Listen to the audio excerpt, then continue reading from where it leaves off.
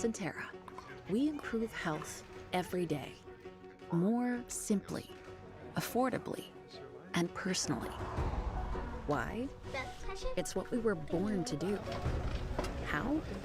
With high-quality healthcare and exceptional health plans. All for the patients, members, and communities we serve. Centera. Improving health every day. Cars. Nico loves his. The only part Nico doesn't love about his car is paying his loan. So when he saw he could choose the ride rebate option with a Langley My Design checking account and get money back on every car payment, it was all gas and no brake to the Langley app. And because the My Design account lets him change his features when his needs change, it was perfect for this car guy and his new girl. Open your My Design checking account online or at any Langley branch today. I'm sorry, ma'am, but after reviewing your case, your claim has been denied. If you've been in an accident, don't get checked by greedy insurance companies. Call Huffman & Huffman, brothers-in-law, for a winning game plan.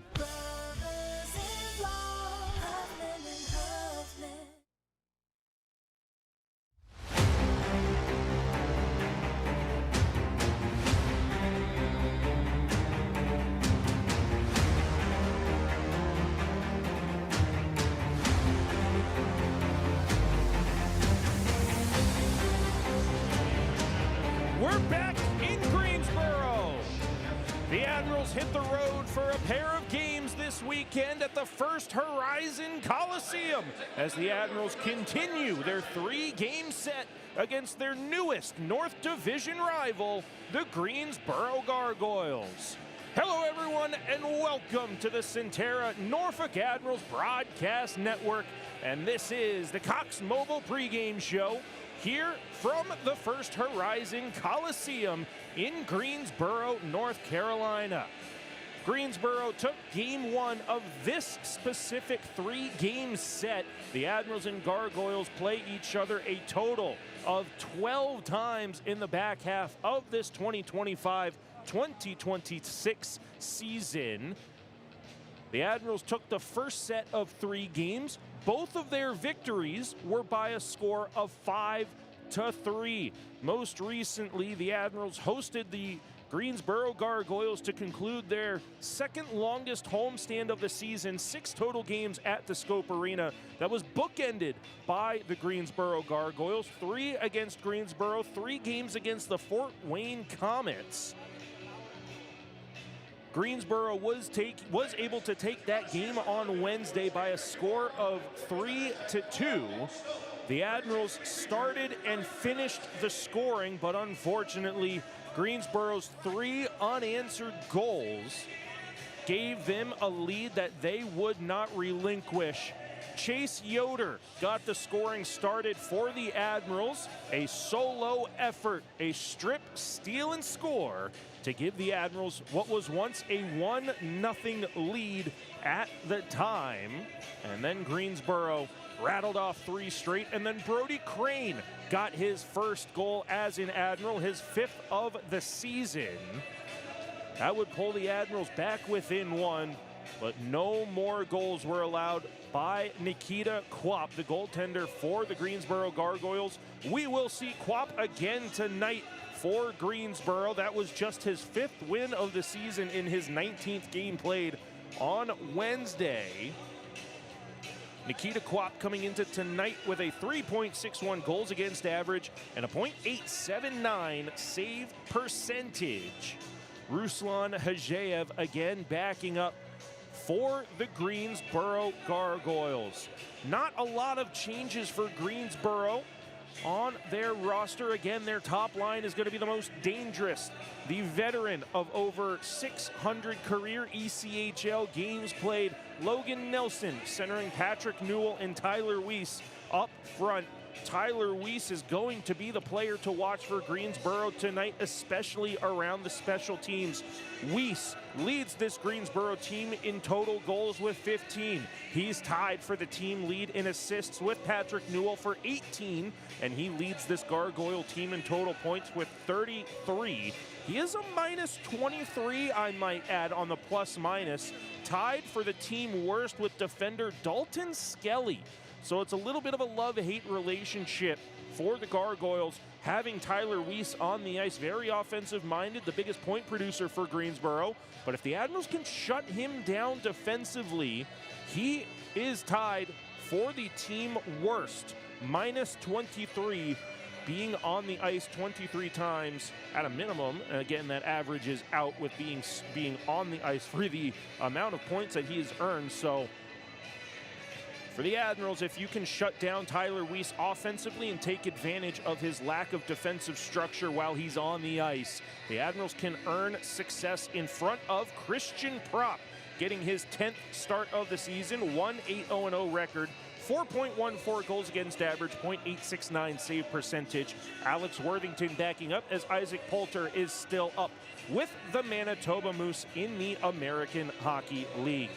A huge mix-up for the Admirals on their line chart. It was announced yesterday that the Manitoba Moose recalled forward Chase Yoder from his loan to the Admirals. So the Admirals, without Chase Yoder, they're now down to just 2 Manitoba Moose signed individuals on this Admirals roster. Jaden Dureau, the lone player under Manitoba Moose contract. Up front, it'll be Grant Hebert centering Brady Florent and Christoph Papp. That's not changing. Josh McDougall slotting in at the second line center position in between Brody Crane and Jack O'Leary. Again, that O'Leary-Osmondson-Yoder line completely blown up as Osmondson continues to serve the final of his 3-game suspension and Chase Yoder being recalled to Manitoba. So Brody Crane is elevated to that second line left wing position. And Josh McDougall. The Admirals have a plethora of defensemen at their disposal, so 2 defenders are dressing up front tonight. Josh McDougall centering O'Leary and Crane. Up on the third line, it'll be Marco Reifenberger centering Andre Sutter and Jaden Dureau. Fourth line, Nathan Knoll centering Connor Fedoric, and the new acquisition, James Hardy, acquired from the Jacksonville Icemen via a waiver claim. He is still en route to Greensboro. I don't know if we're going to see him for puck drop, but the word is that he will suit up and make his Admirals debut sometime tonight so that the Admirals don't play a full game shorthanded. Another newcomer, his ECHL debuts following the signing of his amateur tryout contract from Mercyhurst University defenseman Caleb Price out of Hooksett, New Hampshire, the 5'10", 175-pound defender, paired up on the third defensive pair with David Drake. The top D pair tonight will be Carson Musser and Dylan Savenkov.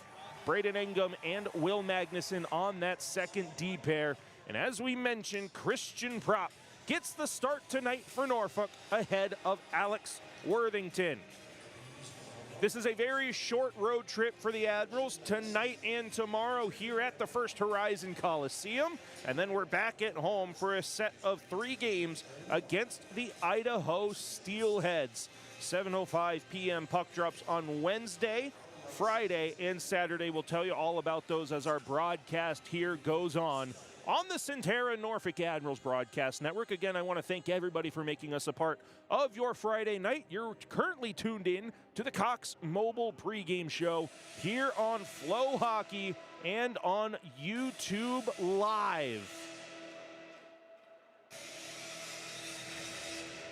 For the Admirals, special teams in effect, and it's going to be Brady Florent leading the way with power play goals. He has 6 total power play goals for the Admirals.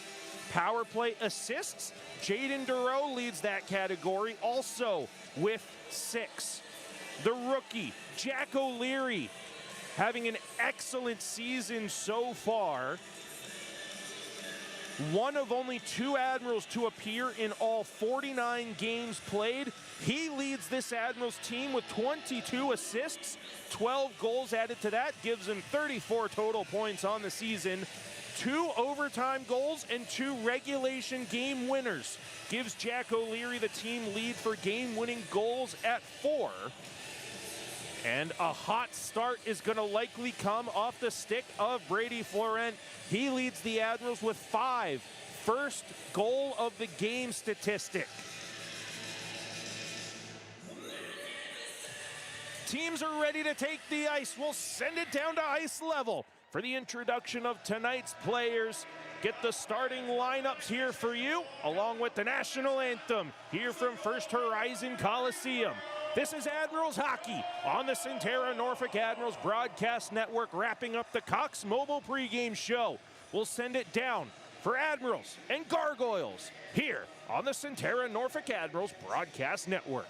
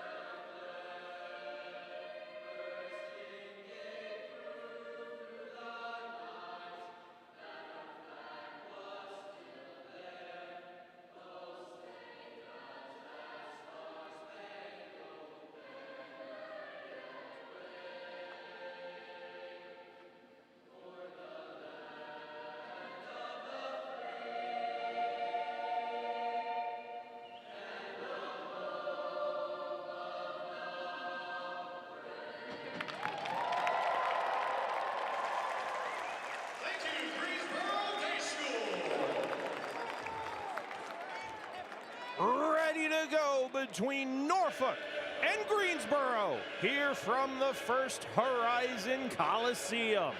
The Admirals wearing their road white uniforms trimmed in blue and gold will be moving left to right across the ice surface for period 1. Christian Prop in the net to our left, and it's the top line, top D pair, starting for head coach Jeff Carr and the Admirals. Carson Musser and Dylan Savinkov on the back end. Grant Hebert centering Brady Florent and Christoph Papp. Greensboro in their purple uniforms, trimmed in black, gold, and white. We'll be moving right to left across the ice surface for period one. Nikita Kwap, again getting the start in net to our right. Bryce Montgomery and Braden Doyle getting the start on the back end. Second line for Greensboro, Blake Biondi centering David Gagnon and Denis Gore getting the start. Ceremonial puck drop over by the Admirals player entrance. So before Carson Musser takes his spot at the blue line, he'll pose for a photo alongside Logan Nelson, the other captain on the ice. Again, the Admirals without Chase Yoder. Called up yesterday by the Manitoba Moose. So the Admirals will start shorthanded. On roster, I will add, we start 5-on-5. James Hardy en route from Jacksonville, a waiver claim placed earlier today. He will be wearing number 18, and again, Caleb Price will be wearing number 19 for the Admirals. Making his ECHL debut following the signing of his ATO from Mercyhurst University. Ready to go at center.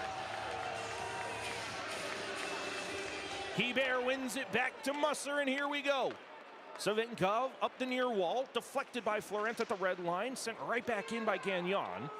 Prop out of his net from the trapezoid, rims it hard around the far glass, over the stick of Christoph Papp, and it does turn into a quick Sheraton waterside icing against the Admirals, just 16 seconds in.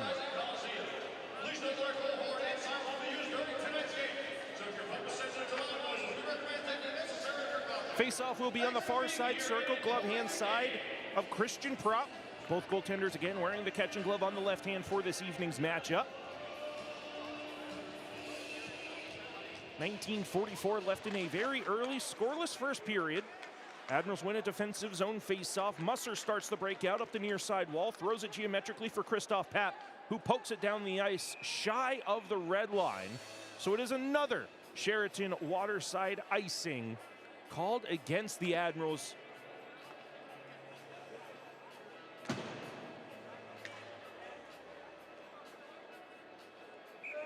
Greensboro elects for the faceoff to be taken on the near side circle this time, following the failure to win an O-zone faceoff on the far side just a few moments ago.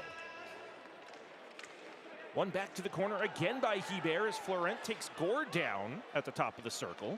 Musser, third time's a charm for the breakout, deflected in by Florent to the far side corner for Christoph Papp to chase into Blake Biondi's corner. Hebert works it to the blue line. Musser rips one right into the midsection of Nikita Kwap. There was no screen in front. So the first save of the game belongs to the Gargoyle netminder, Nikita Kwap. 19:15 left here in period one. Still no score. And this is how short this Admirals roster has become. Defenseman Josh McDougall, second line center, tried to tie up the other man on the face-off, and it's controlled out to the neutral zone by Greensboro. Brody Crane on the back check, and it's gloved down by O'Leary in the defensive zone. He'll backhand for McDougall. Looking to the right wing, Braden Engum rims it in from the center ice red line. O'Leary on the forecheck gets to the loose puck in the far corner. Off the skates of McDougall, so Brody Crane comes in to pick up the loose change. Up top, O'Leary backdoor as McDougall was tied up. He couldn't get a puck on that one. Back behind the net to the far corner, McDougall gets to it at the goal line. Reverses for O'Leary. Walks up the far half wall. Will Magnuson pinches in, and behind the net, it's McDougall again. Rolling puck, Crane fires one off the right pad of Nikita Kwap. Good first save, second save I'll add, for Nikita Kwap as this one's deflected at the red line.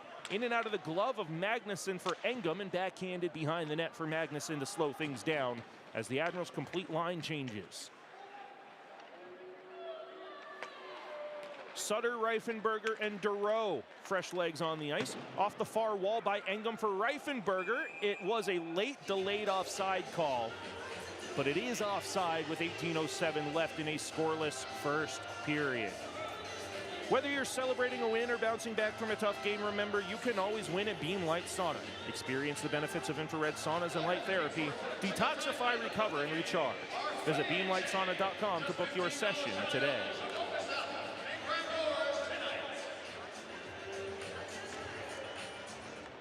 Caleb Price making his ECHL debut. We'll watch this puck roll past him for a Greensboro Sheraton Waterside icing as David Drake tags up. With exactly 2 minutes gone and a slow-moving start to this first period. Still no score. The only 2 shots on goal in the game belong to Norfolk at this point.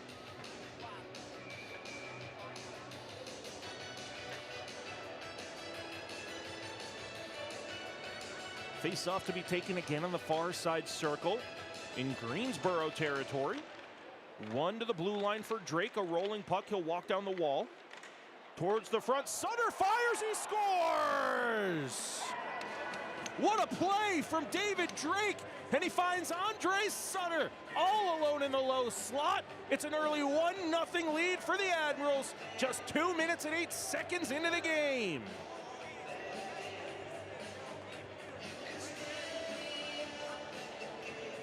The key to that goal is David Drake not forcing a play into the middle. He skated down the far side wall, took it all the way around the boards, and found Andre Sutter in the low slot, and he doesn't dust it off. He rips it over the shoulder of Nikita Kwap for a 1-0 Admirals lead, 17:45 left in period 1. Nikita Kwap comes out of his net. It's played out by Greensboro down the far wall. Nathan Knoll is back defensively, and Savenkov helps keep the play out to the neutral zone. Back up the far wall in front of the benches. Greensboro works in. First save of the game by Christian Prop, and he'll handle the rebound with 17:25 left in period number 1.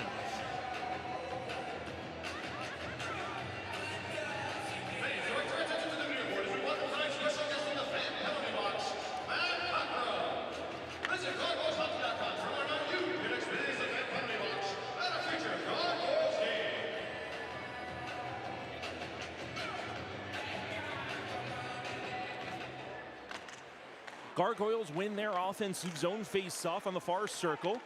Intercepted by Brody Crane. He'll move it for Magnuson, starting it down the far wall. He'll rip one off the blocker that fooled Nikita Kwap. It may have gotten the knob of his stick as a door pops open on the near side. This should stay in the Admirals' offensive zone. On the near side circle to the glove hand of Kwap. Will Magnuson still looking for his first professional goal. Connor Fedoruk laying the hit on Trevor Zins, knocking that door open.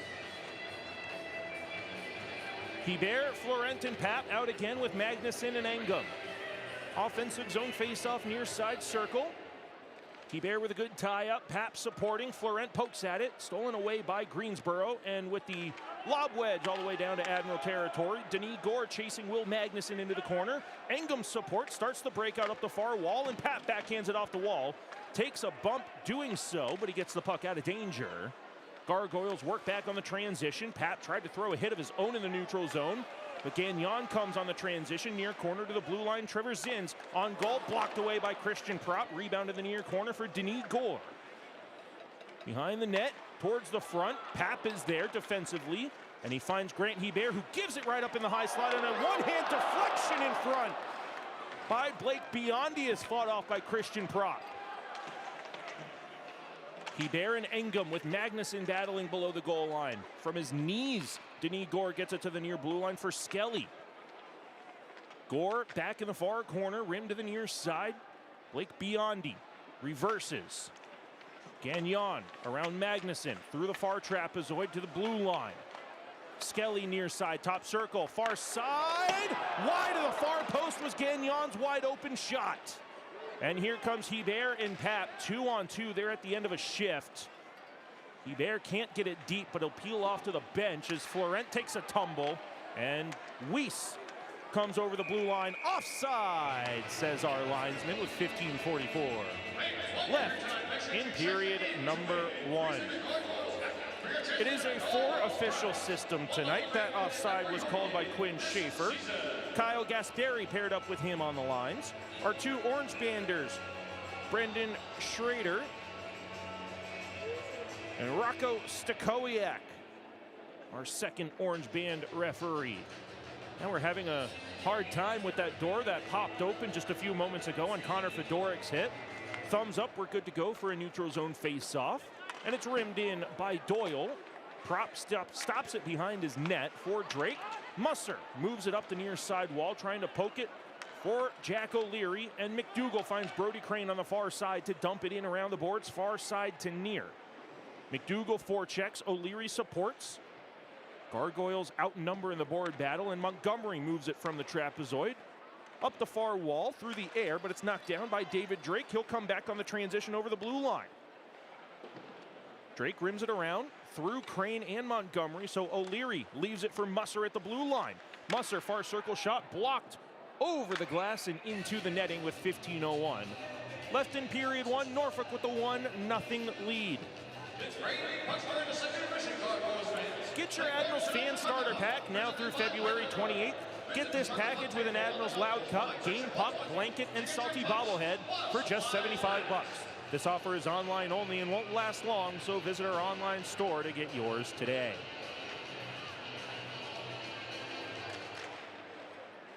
Andre Sutter, his second of the season from David Drake and Jaden Dureau officially for the Admirals' opening goal of the game. Savenkov for Engum. His shot gets deflected by Sutter there in front. Dureau walks in. He'll send one off the body of Nikita Kwap, and Savenkov has the rebound in the corner. Sutter tries to get one towards the front of the net on a one-timer. It's blocked away. Dureau holds the line, and it comes back onto the stick of Anthony Rinaldi. Back to Savenkov as it rolls onto the stick of 8 in white. Up the near wall, Reifenberger does the honors of clearing the zone. And Savenkov sends it back to Reifenberger at the center ice red for Jaden Dureau. Sutter with a little bit of a pick at the blue line as Dureau is tied up trying to get towards the front of the net.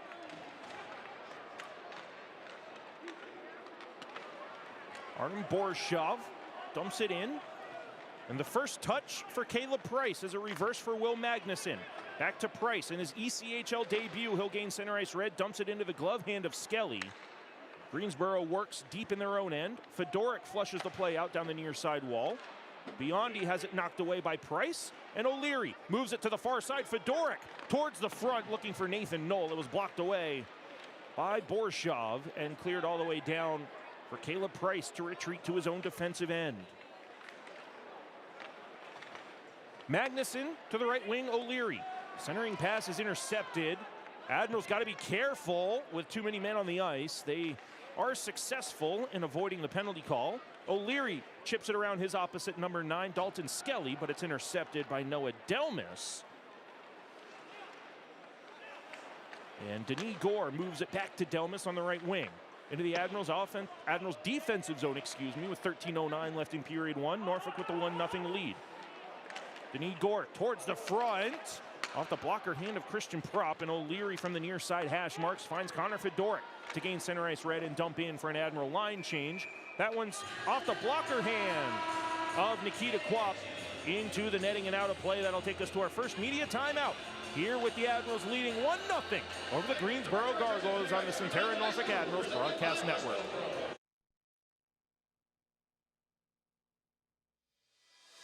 Where the pros train to get stronger, faster, and game ready.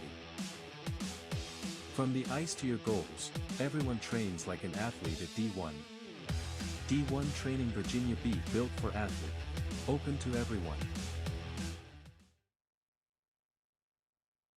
Make this fall unforgettable at Admiral Steak and Seafood. Enjoy Thursday Jazz Night, 50% off select appetizers during happy hour, and Sunday brunch. Make your reservations today.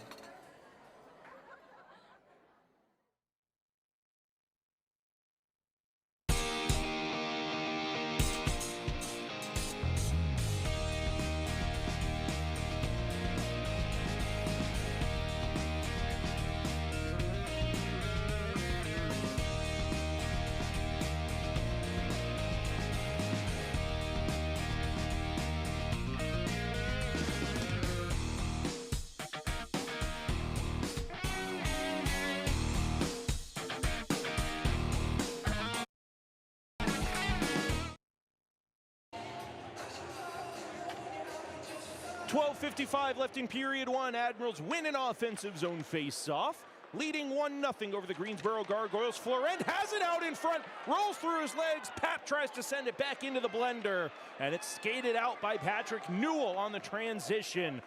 Brady Florent that close to giving the Admirals a 2-0 lead. Engum, quick up to Florent. He'll move it into the middle, bounces over a couple of sticks onside for Christoph Pap. Near corner, Pap works it through the trapezoid. Hebert, if he was a righty, he could have got that one-timer, but it comes to Engum in the high slot, off the elbow of the crossbar and post, and back out to the far corner. Back to Pap in the high slot, it deflects to the near corner. Hebert, back to Engum, tried to one-hand it at the blue line. It was too far away from him, and the Admirals retreat to center. Hebert and Florent battle to dump it in at the near red line. The Admirals that close on this shift. 2 grade A opportunities, just couldn't put it home. As now the Admirals are forced back on a 3-on-2 near side. Pratt makes the blocker save on Jordan Byro, working in point blank. Blue line shot from Zins goes in.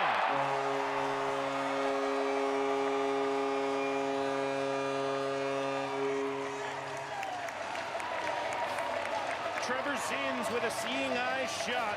His second of the season ties it up for the Gargoyles with 11:43 left in period one.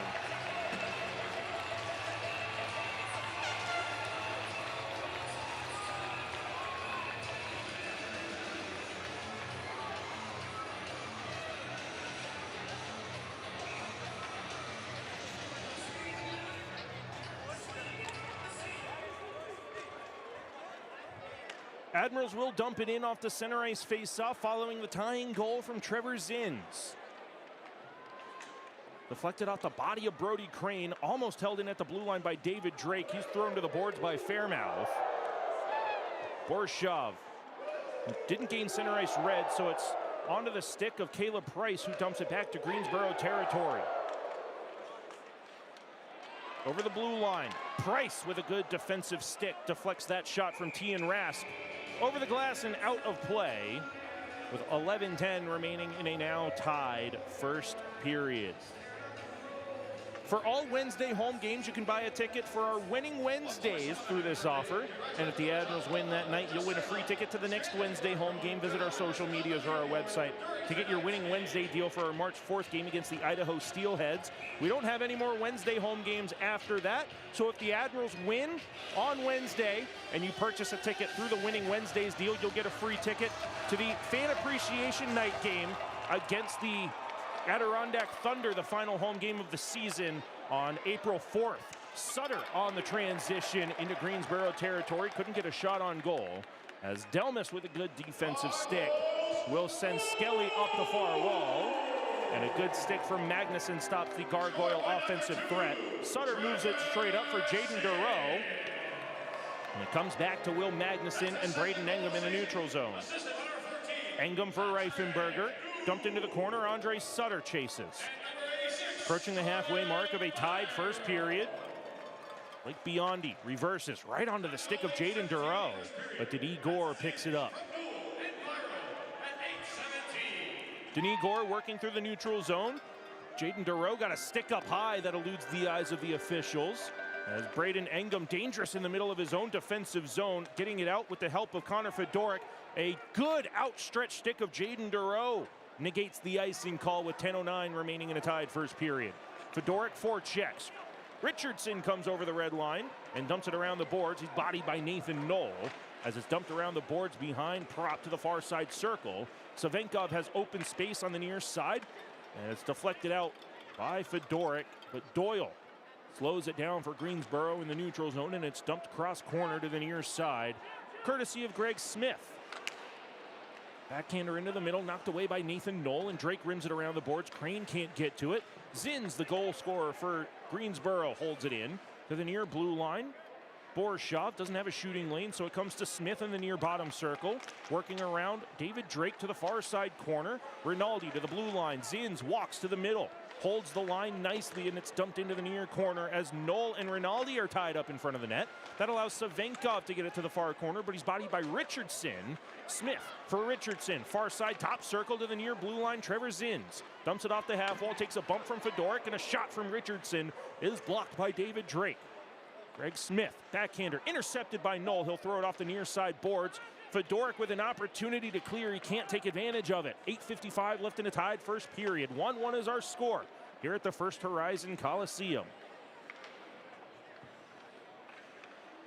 Both teams completing line changes as David Drake takes refuge behind his own net. Comes out the near side over the stick of Christophe Papp from Brady Florent, but it goes all the way down for no icing. Near corner in the offensive zone. Florent rims it around the boards. Far half wall. Musser pinches in. Through the trapezoid. Hebert below the goal line. Walks out to the blue line. Papp looks for a shooting lane. It's deflected over the glass and out of play.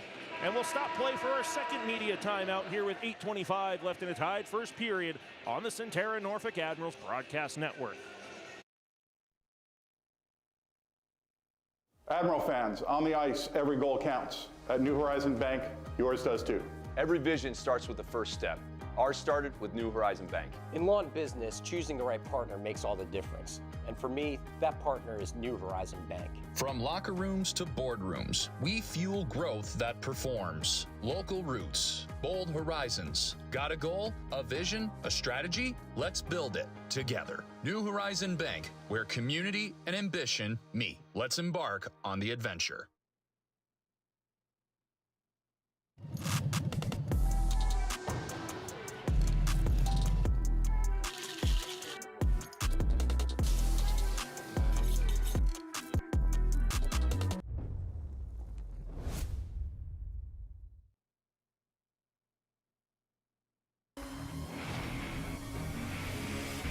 The Norfolk Admirals on WGNT 27.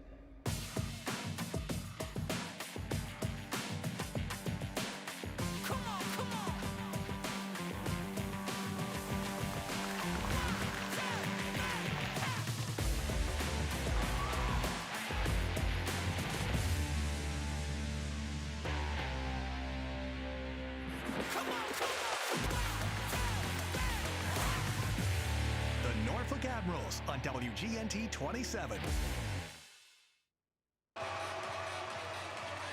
Offensive zone faceoff for the Admirals, controlled by Greensboro with 8:20 left in a tied first period. 1-1 is our score.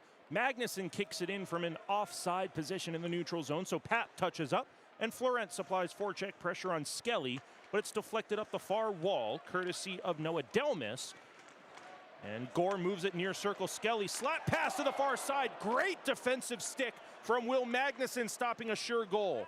Geometrically for Florent up the near wall. Tries to drop it to the high slot. No one's there for the Admirals, so here comes Greensboro on the transition. Far circle shot off the blocker hand of Christian Prop. And Christophe Papp backhands for Brady Florent. Into the midsection of Tyler Weiss and out for Montgomery at the Greensboro blue line. Off the near wall, too far away from Weiss, and Savenkov gets to the goal line for a Sheraton waterside icing against Greensboro with 7:29 left in period number 1.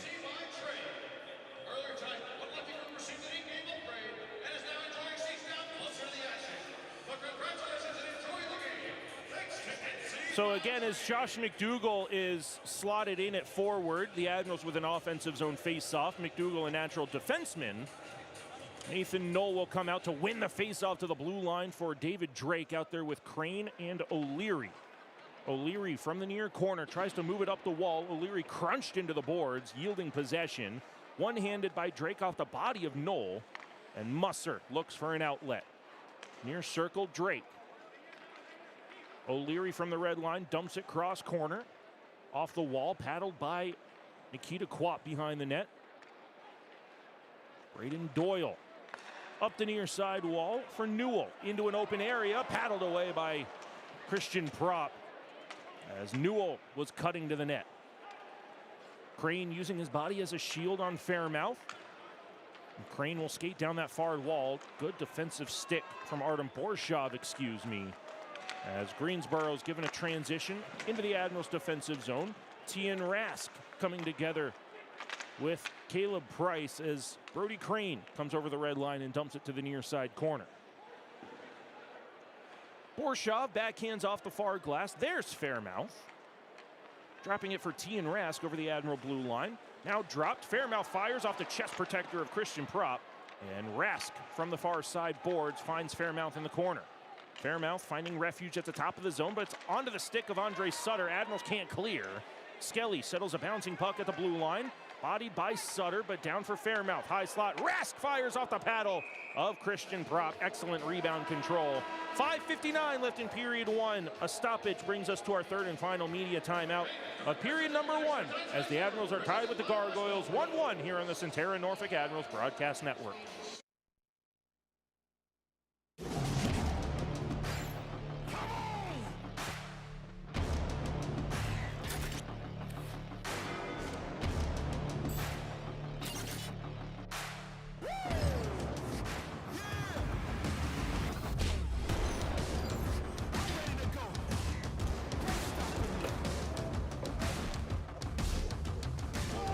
Increase the heat.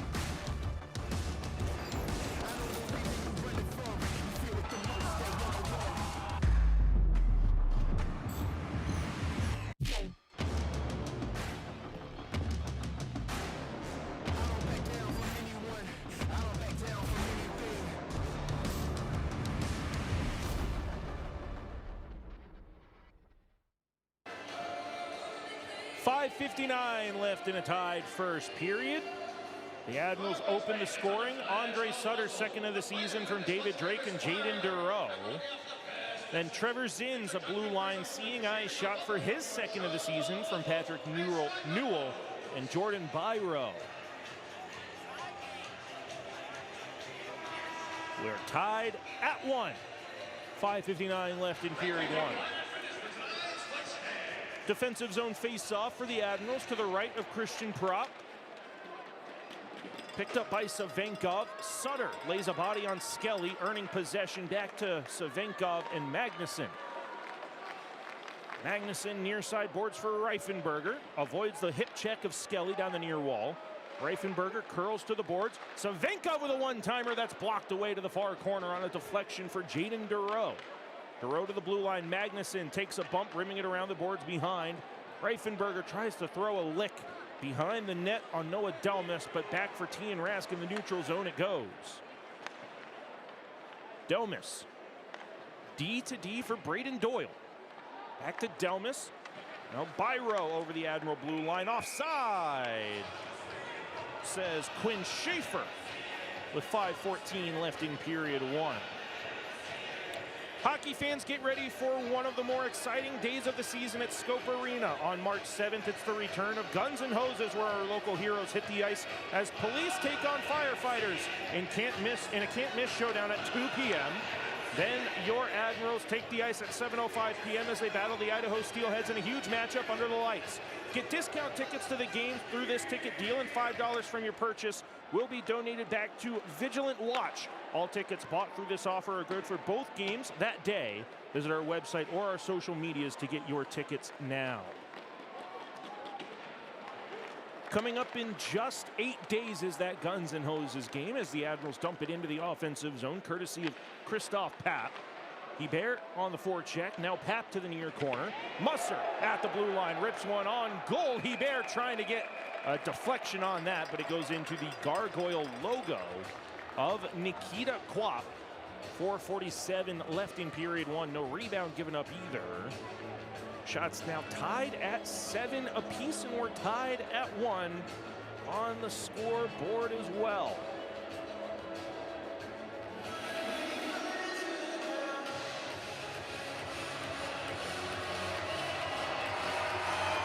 Oh, Papp was having a bit of a discussion with Bryce Montgomery. You know, Christoph Papp has been trying to elevate the physical side and chippy side of his game. He's become a fairly good offensive scorer for the Admirals, but again with Brandon Osmondson out of the lineup for the third straight game. Christoph Papp trying to add a little bit of extra seasoning to his game. Gargoyles win a defensive zone face-off, and it's chipped into Admiral territory by Smith. Drake from the trapezoid off the far wall. McDougal can't get it out. Second effort through Montgomery for Reifenberger. Lost it at the red line. And Richardson backhands over the head of Drake. That's not an easy thing to do, as David Drake stands at 6'5", the tallest player on this Admirals roster right now. 4:18 left in period one. McDougal at center. Near side Reifenberger can't get it deep. Borshov tied up by Reifenberger to an open area in front of the team benches on the right wing. And back for Carson Musser. Good reverse for David Drake. Up the far wall, McDougal chips it out. He needs a line change. He's not going to get one, though, as Zins steps up at the red line and dumps it to the near corner for Musser to handle it. Drake straight up off the skate of Duro. No, it goes undeflected. With 3:46 left in period one, still tied at 1. It's a Sheraton waterside icing called against the Admirals.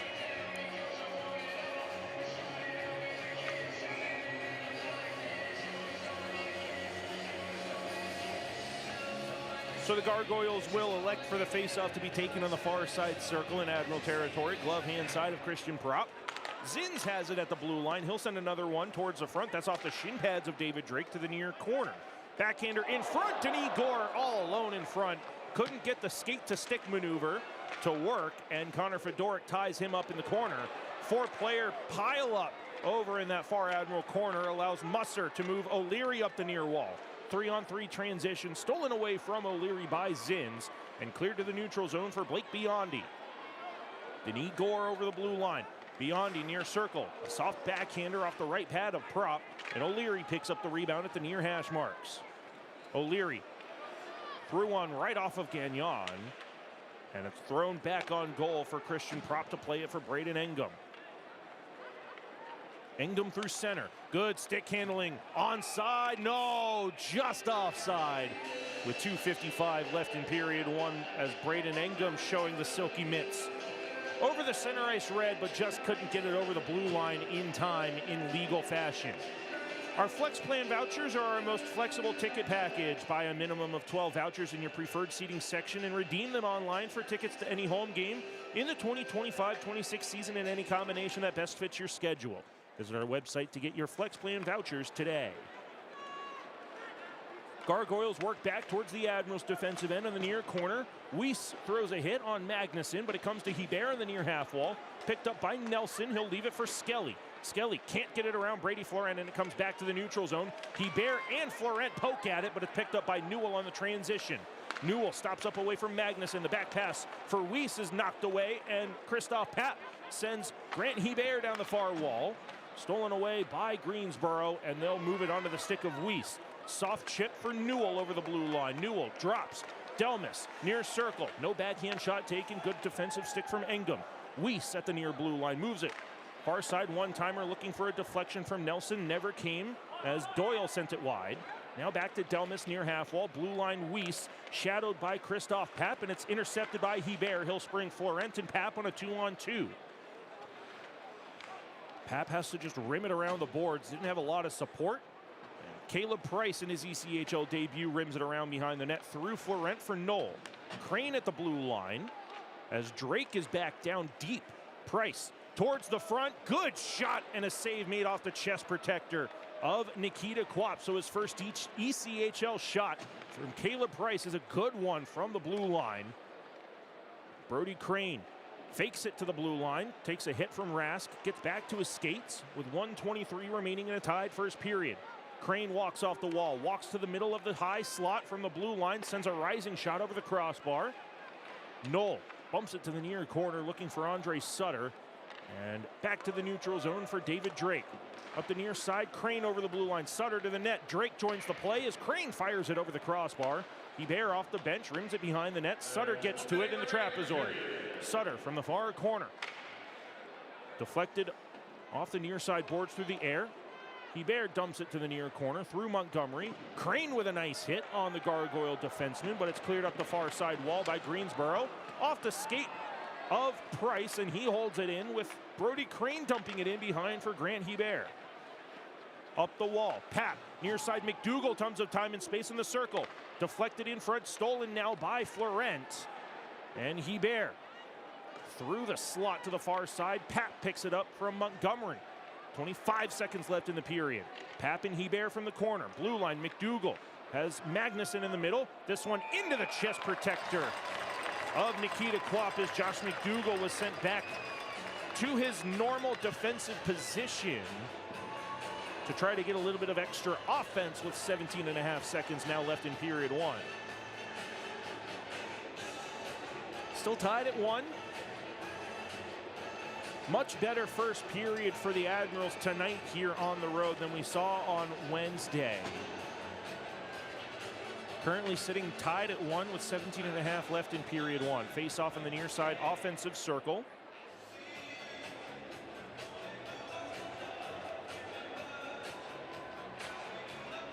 Dureau from the half wall. Support from Reifenberger to keep it below the goal line. Zins just trying to kill time, holds the puck on the dasher, poked at by O'Leary. McDougall near blue line, shot blocked. O'Leary to the high slot. McDougall backhands in between the hash marks. 3 seconds left in the period, so time expires. As Reifenberger doesn't like the shot after the whistle. Christian Prop made the save anyways.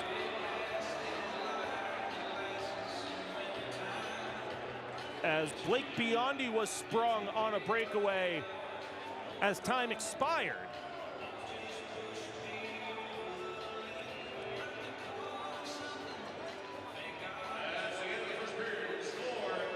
And the Admirals are going to get a power play out of it when we start period 2. Blake Biondi is going to get taken for unsportsmanlike conduct for shooting the puck after the whistle on the Admirals netminder. Not sure if it's going to be a 10-minute misconduct for unsportsmanlike or if it'll be a 2-minute minor. So we'll sort all that out, but when we come back, it'll be the Buds Plumbing, Heating, Cooling, and Electric first intermission show as the Admirals and Gargoyles are tied at 1 here on the Centera Norfolk Admirals Broadcast Network. When you need medical care, ask Centera Medical Group first. From minor illnesses to more complex cases, our comprehensive care teams are available 24/7 to deliver the quality, personalized care you need when you need it most. Schedule your appointment today.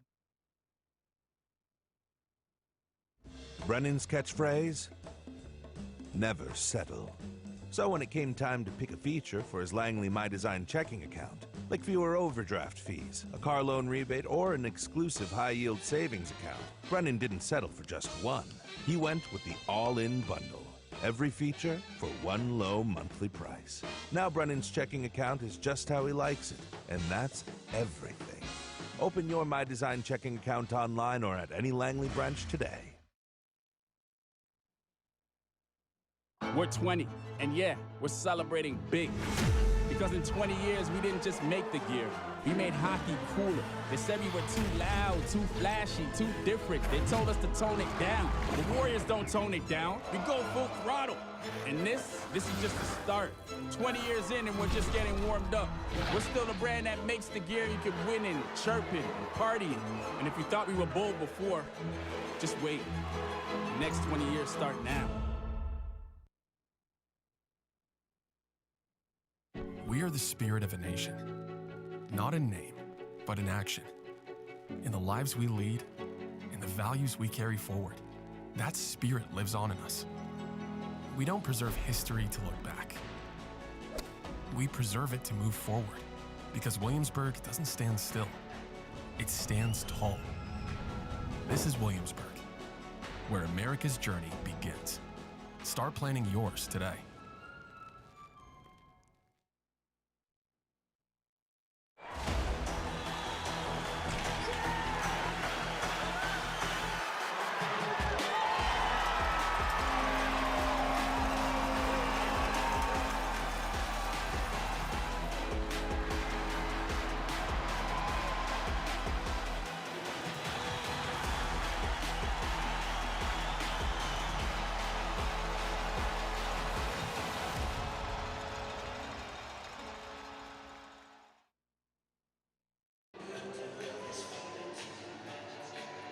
Back inside the First Horizon Coliseum here on the Centera Norfolk Admirals Broadcast Network. We're here tied at the end of 20 minutes of play. 1-1 is our score between the Admirals and Gargoyles. We're here for the Buds Plumbing, Heating, Cooling, and Electric first intermission show. Here for this first of 2 road games. This weekend, the Admirals and Gargoyles will wrap up this specific 3-game set right back here at the First Horizon Coliseum tomorrow for another 7 p.m. puck drop. The Admirals got the scoring started just 2 minutes and 8 seconds in. Andre Sutter was found all alone in the low slot by David Drake for Sutter's second of the season. Jaden Dureau getting the secondary assist. The Admirals held that lead for just about 6 minutes. And then Trevor Zins with a seeing eye shot for his second of the season, assisted by Patrick Newell and Jordan Byro, tying the game up for Greensboro, and we would not see another goal in the next 11 and a half minutes. We sit tied at 1 after 20 minutes of play. The Admirals lead in the shot category 9-8 here at the end of the first period as well. The live scoring has not been updated, so I'm not sure if the Admirals are going to have a New Horizon Bank power play or not when we come back, but there was an unsportsmanlike conduct penalty dished out to Blake Biondi for shooting the puck after the whistle on that breakaway as time expired. So yet to be seen if the Admirals will have the first power play of the game. But regardless, it's a 1-1 tie after 20 minutes of play. When we come back to the Buds Plumbing, Heating, Cooling, and Electric first intermission show, we'll take a listen to the ECHL plays of the week from last week's games around the ECHL.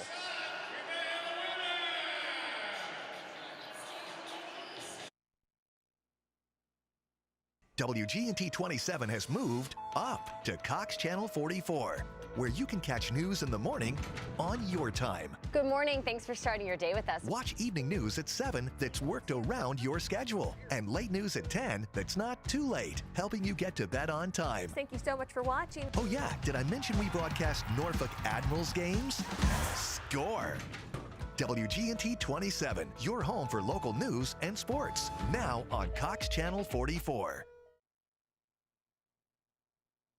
Hi, Norfolk Admirals hockey fans. I'm Jan Jeffcoat from the National News Desk. Depend on our network of nearly 4,000 local journalists when news breaks across America. Locally covered, nationally connected, the National News Desk covers major breaking news across the nation, region by region, state by state, city by city. The National News Desk is America's News Now.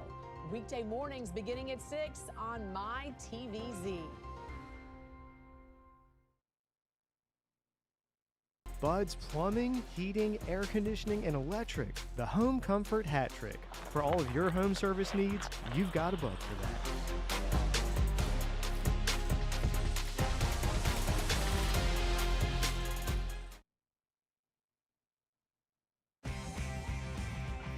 When it comes to your home, trust matters, and Home Genius Exteriors has you covered. Our experts are ready to tackle any exterior project for your home. Home Genius Exteriors, a different experience. The Catastrophic Injury Team at Cooper Hurley helps people injured in truck, motorcycle, and other serious crashes. We take on big insurance companies and powerful corporations. If you've been seriously injured, call the experts. Call Cooper Hurley.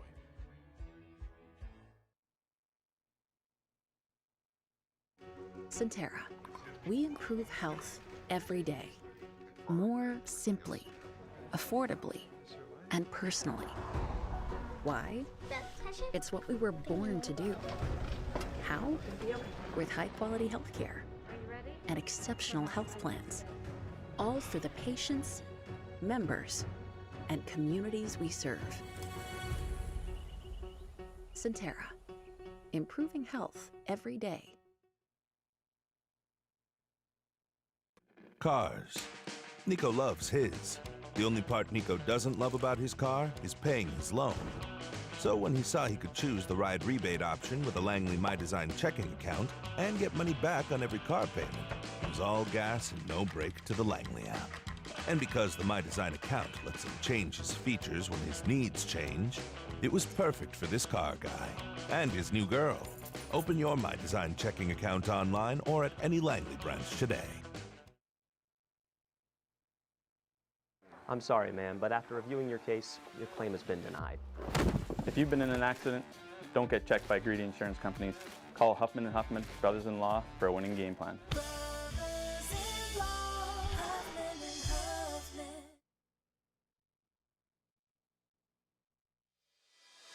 Where the pros train to get stronger, faster, and game ready.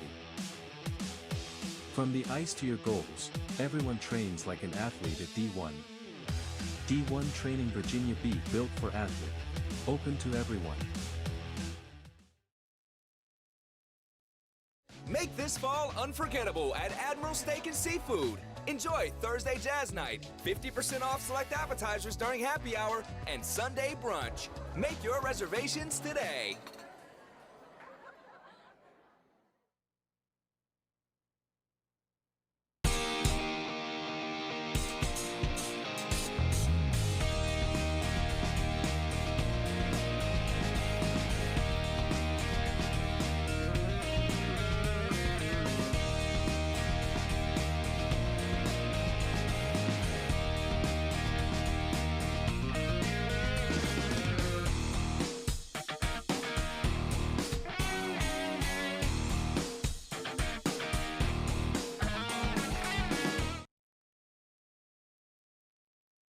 Admiral fans, on the ice, every goal counts. At New Horizon Bank, yours does too.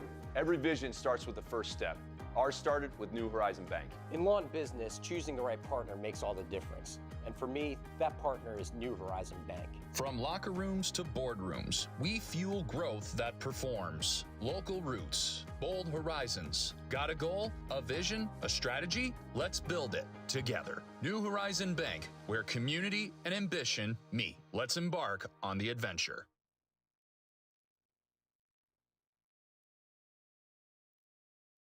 From across America's premier AA hockey league, this is the ECHL Plays of the Week.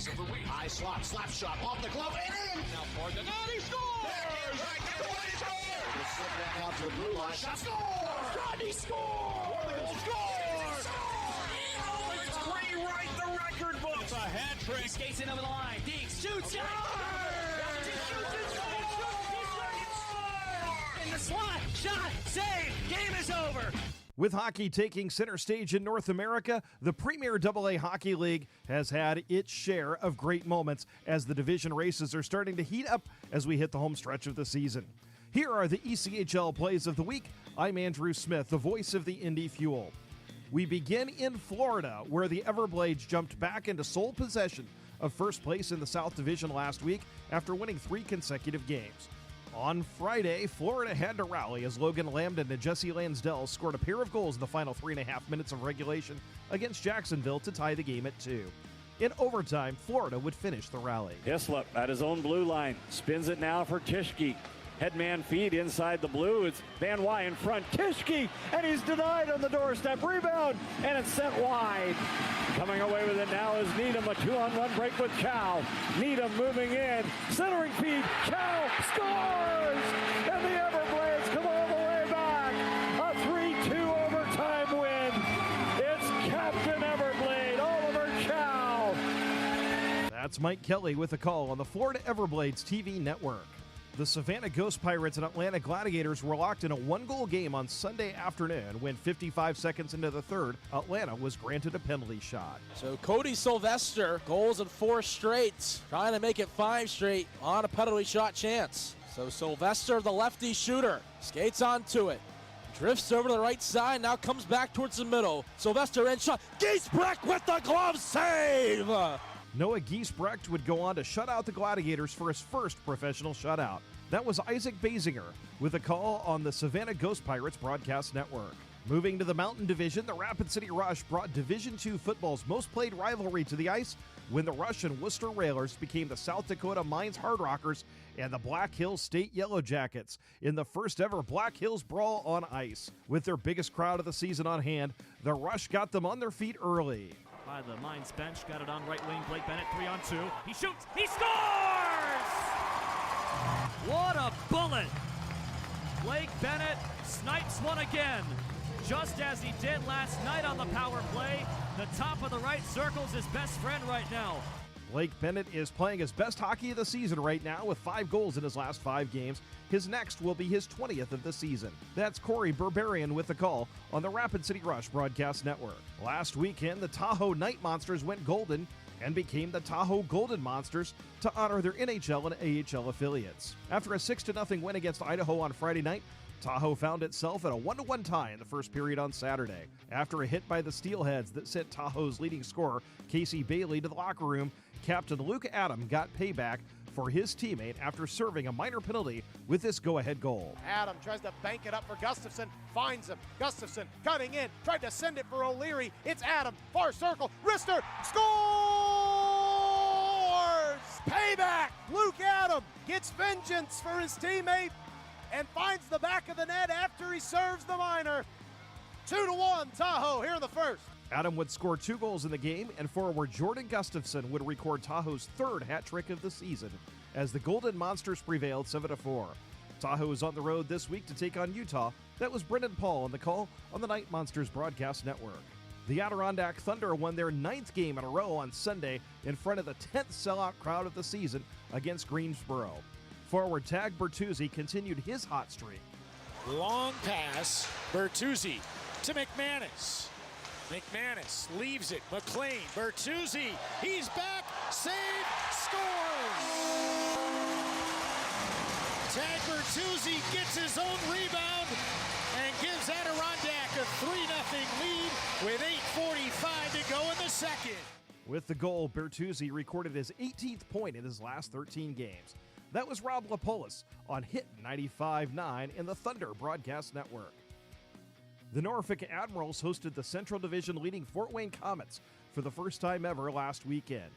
Friday's game became an instant classic with 11 total goals and a second period line brawl, capped off with a finish in overtime. Stefan is back on his feet. O'Leary the other way. O'Leary fires! Score!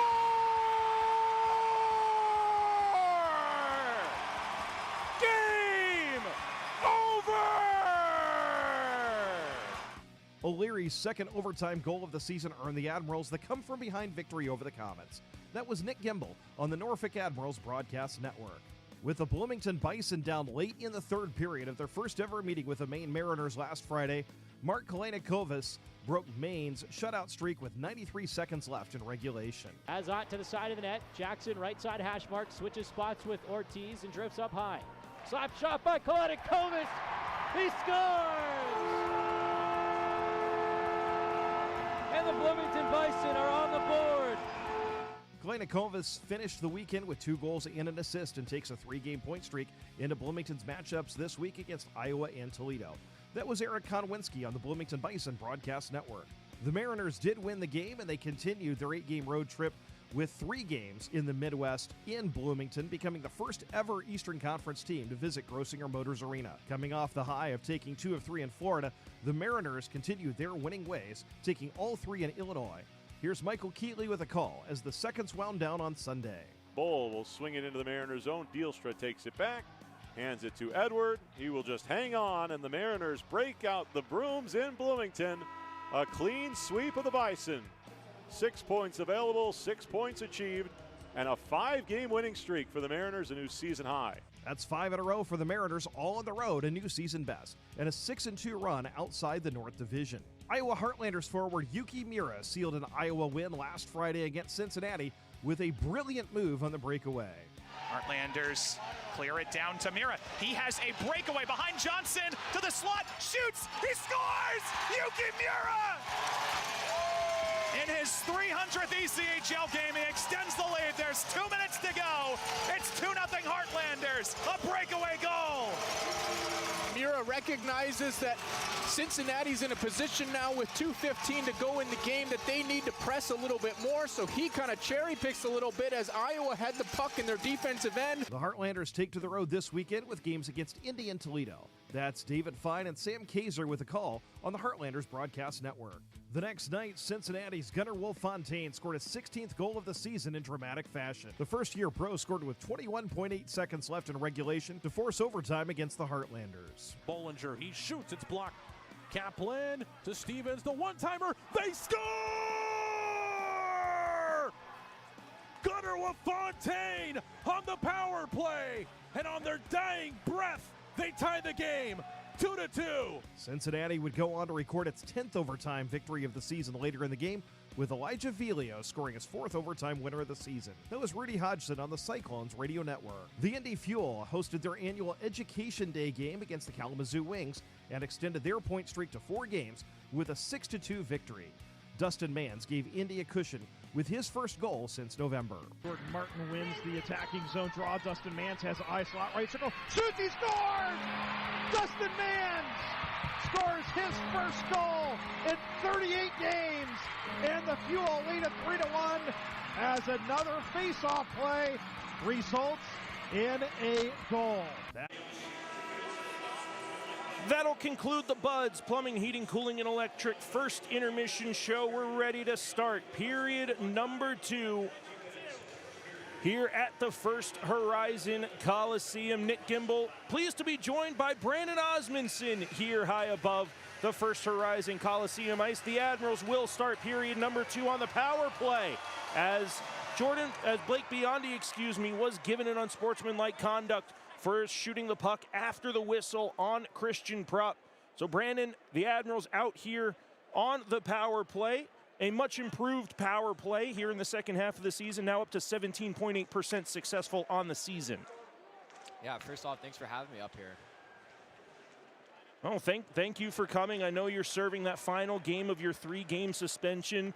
Excited to see you back in the lineup tomorrow as the Admirals right here have a tied 1-1 score coming into this second period. Duro works it into the offensive zone. Shadowed by Jordan Byro, and he wins possession down the ice. And Guibert quick up the near side wall for Florent.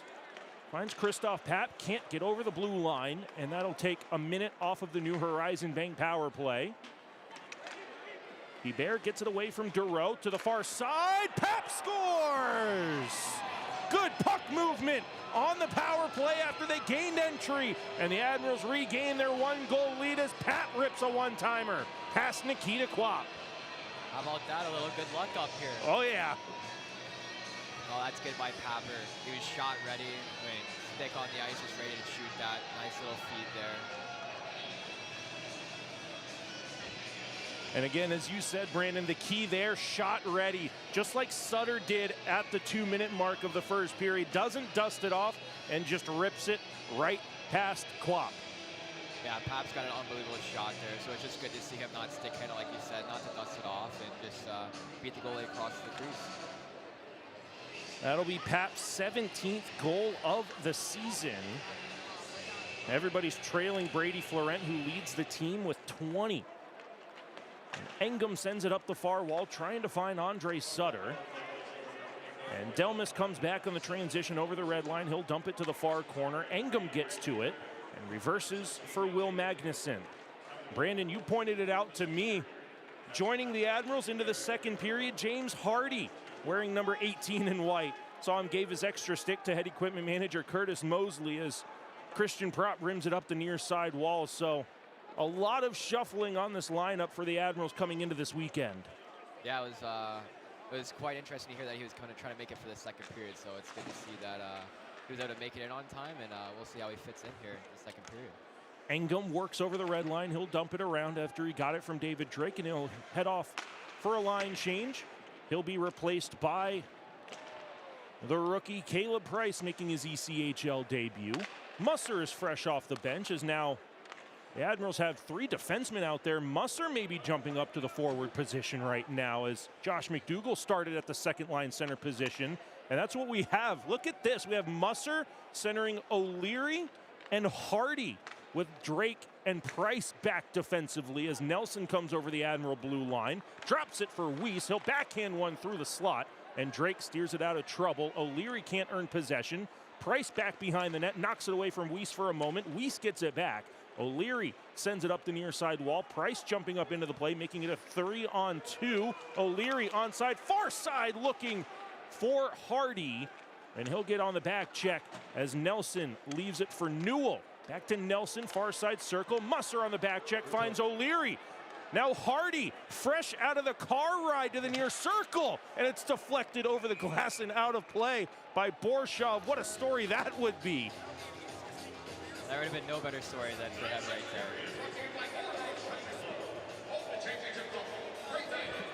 17:05 left in period 2. The Admirals have a 2-1 lead. Now over the Gargoyles. Christoph Papp, 17th of the season from Hebert and Dureau on the power play. Makes the Admirals 1-for-1 on the man advantage here tonight.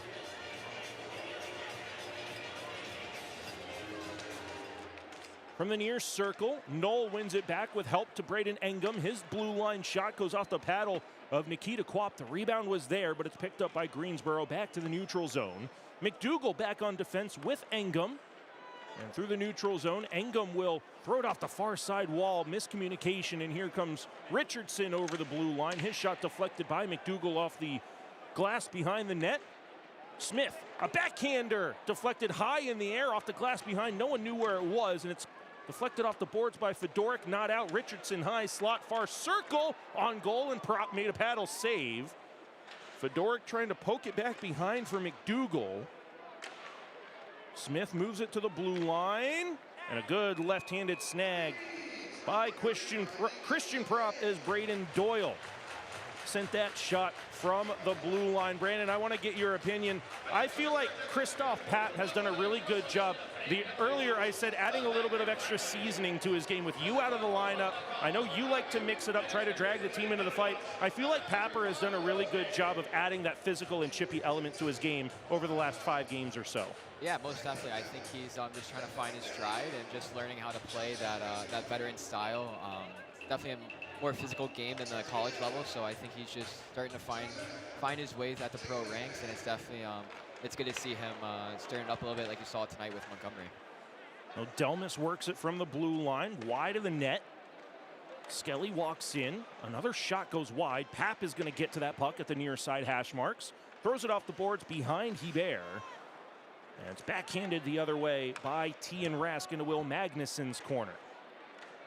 Florent chases it down, sends it the length of the ice. It's not going to be an icing call. They're going to say it deflected with 15:50 left in period 2. Shots 11-10 in favor of the Admirals. They have a 2-1 lead as well over Greensboro as Skelly sends it right through the middle for Fairmouth.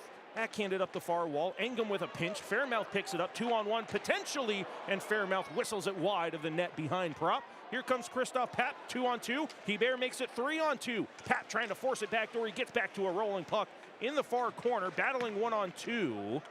And Greensboro picks it up as David Gagnon moves it down the near side for Jordan Byro to dump it in. Took a tumble on his own at the blue line as Engum tries to send it to the far side. It's behind Hebert, and this one goes right into the midsection of Christian Prop. No rebound given up with 15:11 left in period 2. Yeah, definitely. I feel like we've definitely come better to play here than the last 2 games. I think we've definitely brought more energy. I think the big thing for us tonight was being physical, and I think we've seen that so far. Trying to stay with it here this second period, but you definitely see we get a lot more offensive zone time and puck possession when we stay physical. And I know you've been with O'Leary and Yoder so much this season. Now Yoder being recalled to Manitoba from his loan here to Norfolk. So now Jack O'Leary out there as this shot goes right into the midsection of Christian Prop. We'll have another second with 5:01 left in period 2. Just talk about Jack's game, trying to battle that perseverance and having that perseverance to battle through the ever-changing line mates here with you and Yoder out tonight. Yeah, I know it's something you have to get used to pretty quickly, especially at the pro level. I mean, every night there might be somebody new on your line, especially we had that in the beginning of the season, so it's good to see him sticking with it and still getting rewarded, even though me or Yodes aren't out there. But just want to say congratulations to Yoder. It's well deserved on his call-up. He's worked very hard for it. Absolutely. We'll miss him here in Norfolk, but great opportunity for Yoder. joining Bartow and Zalotti up there, along with Isaac Poulter still with Manitoba. It was announced earlier today that Dominic DiVincentis was loaned to the Manitoba Moose from the Winnipeg Jets, so yet to be seen if Poulter will make his way back to Norfolk. But Worthington and Prop doing a really good job in his absence, giving the team a chance every single game as the Greensboro Gargoyles send a shot right into the shoulder of Christian Prop as Montgomery found himself wide open on that far side circle just a few moments ago. The Admirals had a really good chance, but they came together in the high slot, unable to get that shot on goal. Brandon, one of the main reasons I wanted to bring you up here, I want to give you a chance to talk about your summer camp coming up, that Peak Performance Academy coming up there at Chilled Ponds. Yeah, no, it's awesome. Just something I started with Regan Cavanaugh and Cody Rodriguez 2 years ago, and it's just been growing in tremendous direction. I'm just trying to give back to the community and just give every kid a chance to get on the ice, especially in the summer, and have some fun, most importantly, and also get better. So we have a couple camps coming up, and excited to really grow on that. Andre Sutter throwing the body on Montgomery. Montgomery gets back in the play. Skates it around the Admirals' defensive zone. Doyle at the top of the zone. Spinorama away from Jaden Dureau. Now Montgomery with a shot off the body of Prop. Rebound for Weiss to the far side. Doyle rips one again wide of the near side post. The outstretched split leg of Christian Prop was there. And out in the neutral zone, Reifenberger can't get it deep. It rolls away from Weiss as Montgomery collides with a referee behind the play. Now Nelson lost possession. Nice. Good strip by Andre Sutter. He'll come through the neutral zone towards the end of his shift. Doing a good job of killing time, allowing the Admirals to make that line change. A couple big saves from Prop here to start the second period too. A couple good looks from the Gargoyles, so nice to see him making a couple big saves here. Absolutely, and we mentioned it, Poulter still up with Manitoba, so Worthington getting that extra work in with assistant coach CJ D'Alamonte, trying to build up his confidence. So I know having the pedigree of Isaac Poulter up in Manitoba, but having Christian Prop and Alex Worthington give you guys a good opportunity every single night has to give you some good confidence, no matter who's in net for the Admirals right now. 100%. We feel confident in whoever's back there, and we just want to make sure that we give them the best effort. You know, we feel like a couple times we've let them out to dry, so just want to try to play good defensive hockey for them. Hebert's shot into the left-handed glove of Nikita Kwap. That'll take us to our first media timeout with 12:31 left in period 2. Admirals with a 2-1 lead over the Gargoyles on the Centera Norfolk Admirals Broadcast Network.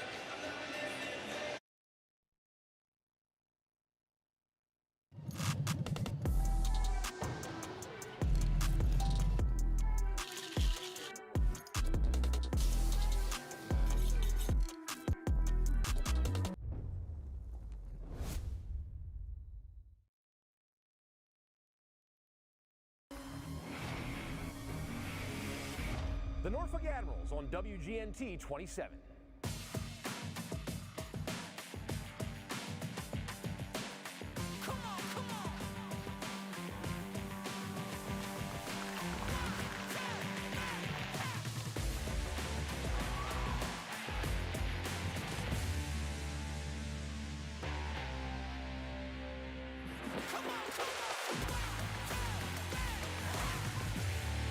Norfolk Admirals on WGNT 27. 12:31 left in period 2. Norfolk with a 2-1 lead over the Gargoyles. Hey, hockey fans, take the action from the rink to Just Birdies, Norfolk's multi-sport simulator bar and grill. Shoot, swing, and score in over a dozen sports, or chill with craft drinks and great eats. It's the perfect play after the game. Just Birdies, where every night's game night. 12.5 left in the middle period, approaching the halfway point of the game. Christoph Papp with a power play goal has given the Admirals a 1-goal lead again over the Gargoyles. Hebert, Papp, and Florent out again. Caleb Price out there with Josh McDougall on defense. Good defensive stick from McDougall, but Smith comes right back over the offensive blue line for Greensboro. Price does a good job of running him out of room.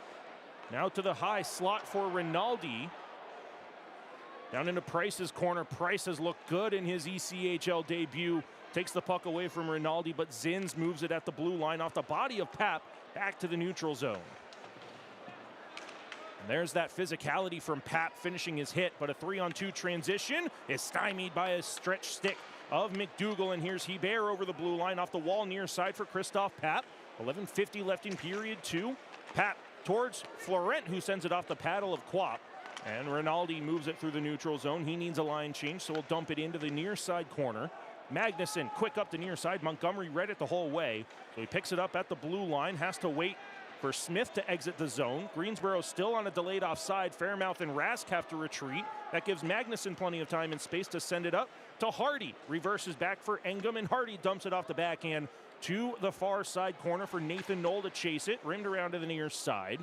Hardy getting to it at the near hash marks. Picked up off of waivers today from the Jacksonville Icemen. Wasn't here in time for the first period, but he's out here for the second period. Gets the turnover to Braden Engum. Engum backdoor looking for Hardy. It's off a skate, and Montgomery transitions to the left wing for Fairmouth with 11 minutes remaining in period 2. This one deflected off the glass on the far side, stays in play. O'Leary can't get the puck out, and it's backhanded to the near side for Rask. His shot goes wide of the left-handed catching glove of Christian Prop. Drake getting to it, rims it up to the near blue line. Fairmouth holds it in. A bouncing puck goes over the stick of Hardy, onto the stick of Nathan Knoll, and O'Leary has time and space at the far side top circle. Good stutter step around T and Rask to get himself a little bit of extra room. And not sure if that was on purpose or not, but he got it around Blake Biondi, and into the offensive zone he comes. Denis Gore through the trapezoid, and out to the right wing. David Gagnon near circle, shadowed by Drake. Off of his skate for Denis Gore. Fought off by Savenkov, and Christoph Pap dumps it in 1-on-3. He's going to be the first one to it, though. At the halfway point of the game, 10 minutes left in period 2. Out in front looking for Hebert, picked up by Denis Gore. Transition for Greensboro is successful to the far side. 2-on-2 down low, as that one may have gone off an Admiral defender off the chest protector of Christian Prop, and it stays out. And it will be a Sheraton Waterside icing against the Admirals with 9:42 left in period 2. Yeah, that's another big save by Proper there. Yeah, I think it did hit off Savinkov's stick diving back, trying to make a dive-in play. Anyway, good job by Proper to stay on his toes and read that deflection. Oh, it looks like it was going top shelf. One of those good positional saves as well, just anticipating it going back door, but he's able to get a piece of the body on it. 9:42 left in period 2. Admirals have a defensive zone face-off. One straight to Weiss, and it goes off the left pad of Christian Prop, and the rebound cleared by Magnuson. Knocked out of the air by Trevor Zins. Avoids a body check of Christoph Pap, and it's dumped onto the stick of Magnuson. Cross-ice pass goes undeflected, so it's another Sheraton Waterside icing against the Admirals as the clock is still running. Clock should have stopped at about 9:40, 9:41. The clock ran all the way down to 9:32, so we'll see how much time they put back up. So, B, just another chance to talk about that peak academy that you have coming up. When are those dates? Who's going to be out there guest coaching? Yeah, I know. I have some of the guys out here keep bugging me trying to get some guest coaching out there, but we're going to start in March with some pre-trial clinics just to try to get some kids geared up for their tryouts, just give them the opportunity to touch the ice after the season ends. And then we have our famous breakfast clubs that we started back when me and Regan were 13 years old. We were skating with his dad at 6 a.m. And so we kind of molded that into giving back to the kids. And so now we hold our own 6 a.m. skates where we call it the breakfast club, where these kids can come out and skate at 6 a.m. before school starts. So if they want to get some extra training in.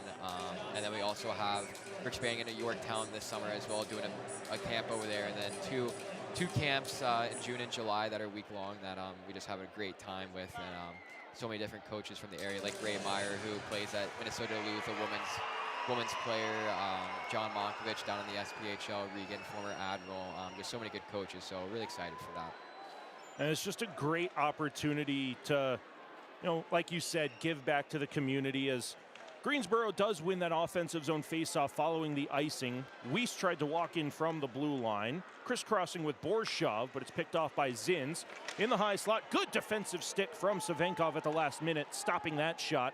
And Savenkov's going to have a skating lane down the right wing. Tried to send it up to Florent, intercepted by Borshov. Weiss has it knocked away by Hebert, coming in with a full head of steam. And Borshov flushed out of the defensive zone by Hebert, going to the bench for a line change. Musser, again, joining the offensive unit out here with Brody Crane to the far side. Admirals got to be careful of the too many men on the ice. They continue on. Price towards the front. That's blocked away by Nelson. Crane getting to it in the far corner. Cycling away from pressure. Duro from the near goal line. Backhanded to Caleb Price in his ECHL debut. Walks to the middle. Sends the shot on goal into the midsection of Nikita Kwap. And that'll take us to our second media timeout. With 8:38 left in period 2, the Admirals holding on to a 2-1 lead over the Greensboro Gargoyles here on the Centera Norfolk Admirals Broadcast Network.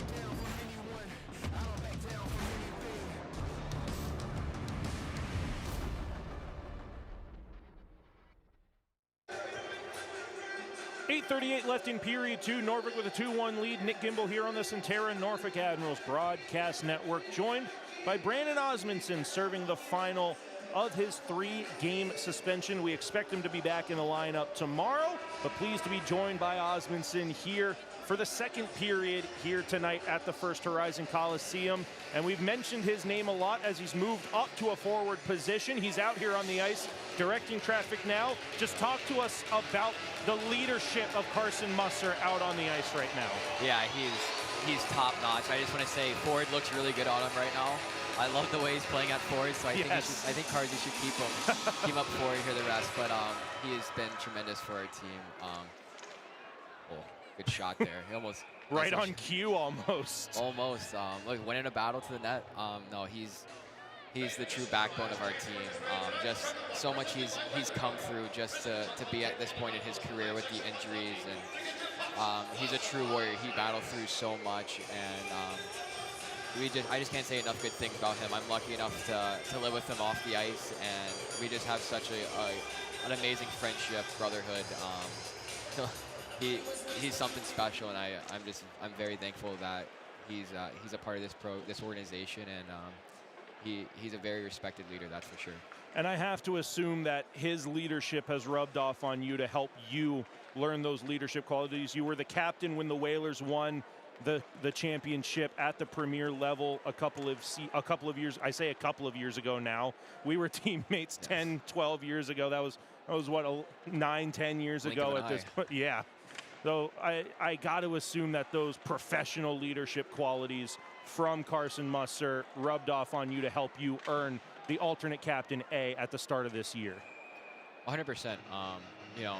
Coming up through different levels of hockey, it's just different things you learn, and just he took me under his wing when I first got here in I think 2024, and just to learn from him as how he prepares at the pro level off the ice, and then into that leadership mentality, and just learning from him and learning how he interacts with different players, and just how he takes on so much just that nobody understands, and he just takes so much on his shoulders, and just to learn from him has been a true blessing and has really made me the player, the person who I am today. 7:50 left in period 2. Norfolk with a 2-1 lead past the halfway point. Greensboro works it around the Admirals' defensive zone. Tian Rask sends it below the goal line. Nathan Knoll tying up Fairmouth, sending it up to the near side. Again, fresh out of the car ride, James Hardy back in the near side corner, getting help from Braden Engum, sending Tian Rask to the boards, and Andre Sutter chipped it to the blue line, not out, and this one into the left-handed catching glove of Christian Prop with no rebound given up, stopping the clock at 7:21 left in period 2. Yeah, I want to try to flip the ice here a little bit and get some momentum back on our side. It seems like ever since that power play goal, Greensboro has made a pretty good push. Credit to Proctor for making some of those big saves here. So last 7 minutes, want to try to play in Greensboro's zone a little bit more. It'll start with a defensive zone face-off. It's to the blue line. Borshov shot, deflected, and it scores.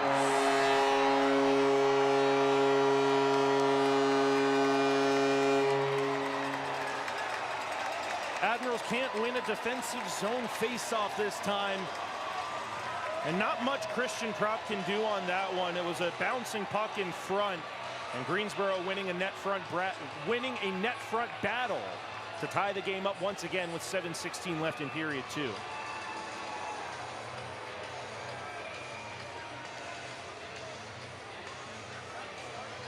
Was backhanded by Biondi through the legs of Prop, who was scrambling in that net mouth scrum, and we're tied at 2, 7:15 left in period 2.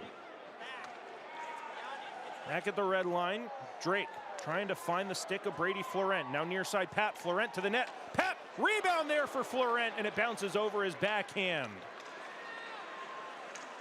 Florent. That's a good shot there by Popper. Absolutely. I've seen you guys work on that all the time during morning skate at the end of practice. I know that's that pass-off pad that we like to call it. That one, not almost like a set play that you know you're going to be shooting for that rebound. Montgomery and Pap again in the neutral zone. They're cross-checking at the blue line. That extra flavor to Christoph Pap's game coming out on a much larger Bryce Montgomery.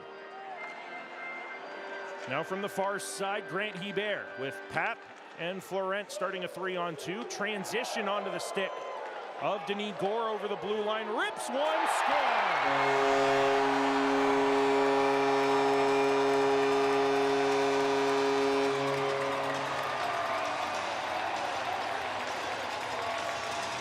Back-to-back goals for Greensboro has given them their first lead of the night.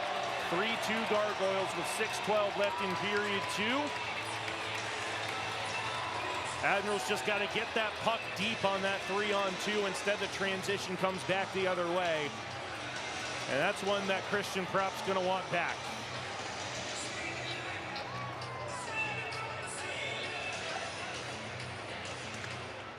So now what kind of response do the Admirals have as Delmas moves it to Skelly over at the blue line, and Weiss dumps it in to the near side corner. 6 minutes left in period 2. The tables have turned as Greensboro has taken a 1-goal lead right back away from the Admirals. Weiss from the near side hash marks. It's thrown to the corner. Newell tied up by Engum. Musser back helping defensively as Engum looking for an outlet in the near corner. Comes out in front to the glove hand of Christian Prop, and that'll take us to our third and final media timeout of period number 2.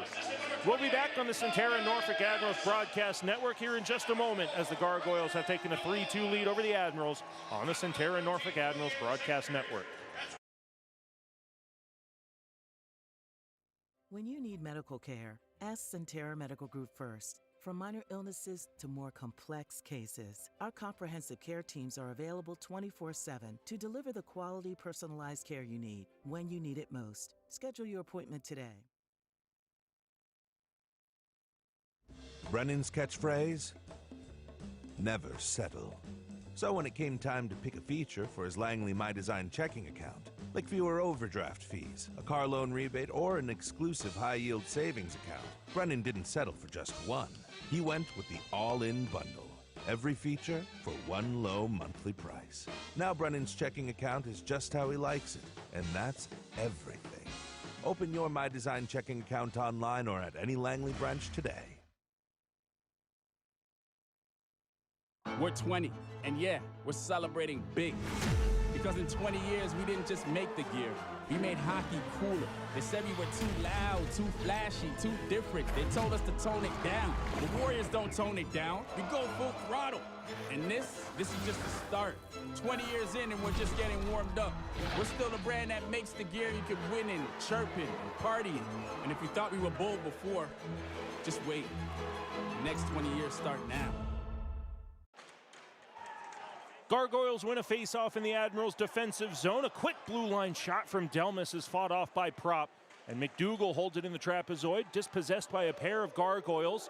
Weiss moves it to the blue line. Skelly fakes the shot around O'Leary, and this one off the blocker hand of Prop to the corner for Magnuson. Back to the near side, McDougal backhands for Brody Crane. Crane out there with Musser and O'Leary. Rolls just away from Musser. And out to McDougal, back in the Admirals' defensive zone with 5:10 left in period 2. McDougal for Crane. Crane into the top of the Gargoyles zone. Backhands one right off the face mask of Nikita Quap. And Rinaldi will skate it down the far wall. Tries to move it around David Drake. And Richardson picks it from the corner right onto the stick of Drake. Thrown off the far side boards off the backside of O'Leary.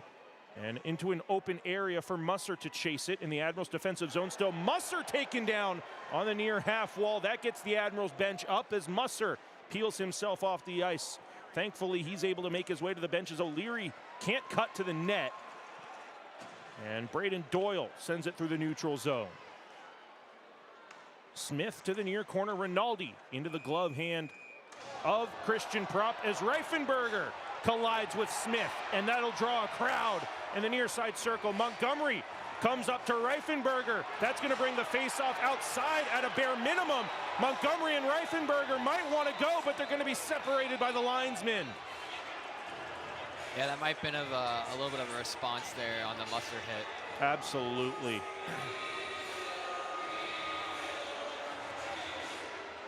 Reifenberger and Montgomery still dancing on the far side corner.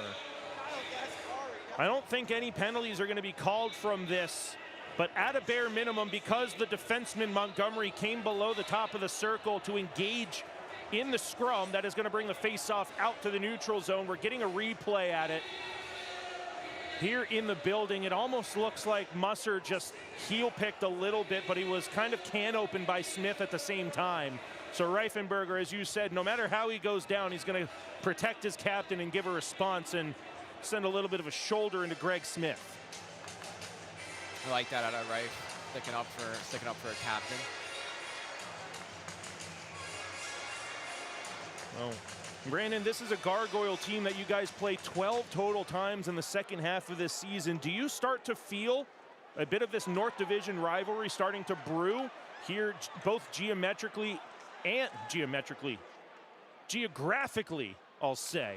As we'll get to that in a moment. Duro comes through the near circle, backhands to the high slot. Reifenberger gets to it far side, sends the shot wide, and Greensboro will chase it out to the neutral zone, but Braden Engum gets there. Do you and the Admirals start to feel a North Division rivalry starting to brew, both geographically and now this chippiness starting to pick up over the last couple of games? Yeah, 100%.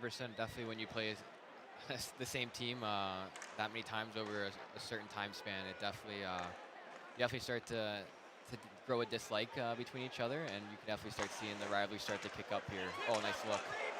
Rebound to the slot. Engum fires one over the crossbar as Hebert, Sutter, and Duro were threatening. Pap is back defensively, stopping the offensive opportunity of Gagnon, and here goes Hebert for a skate on the transition. Drops it for Pap. Pap to the high slot. Hebert near side. It's behind him to the corner with 3:10 left in period 2, and the Gargoyles go back the other way.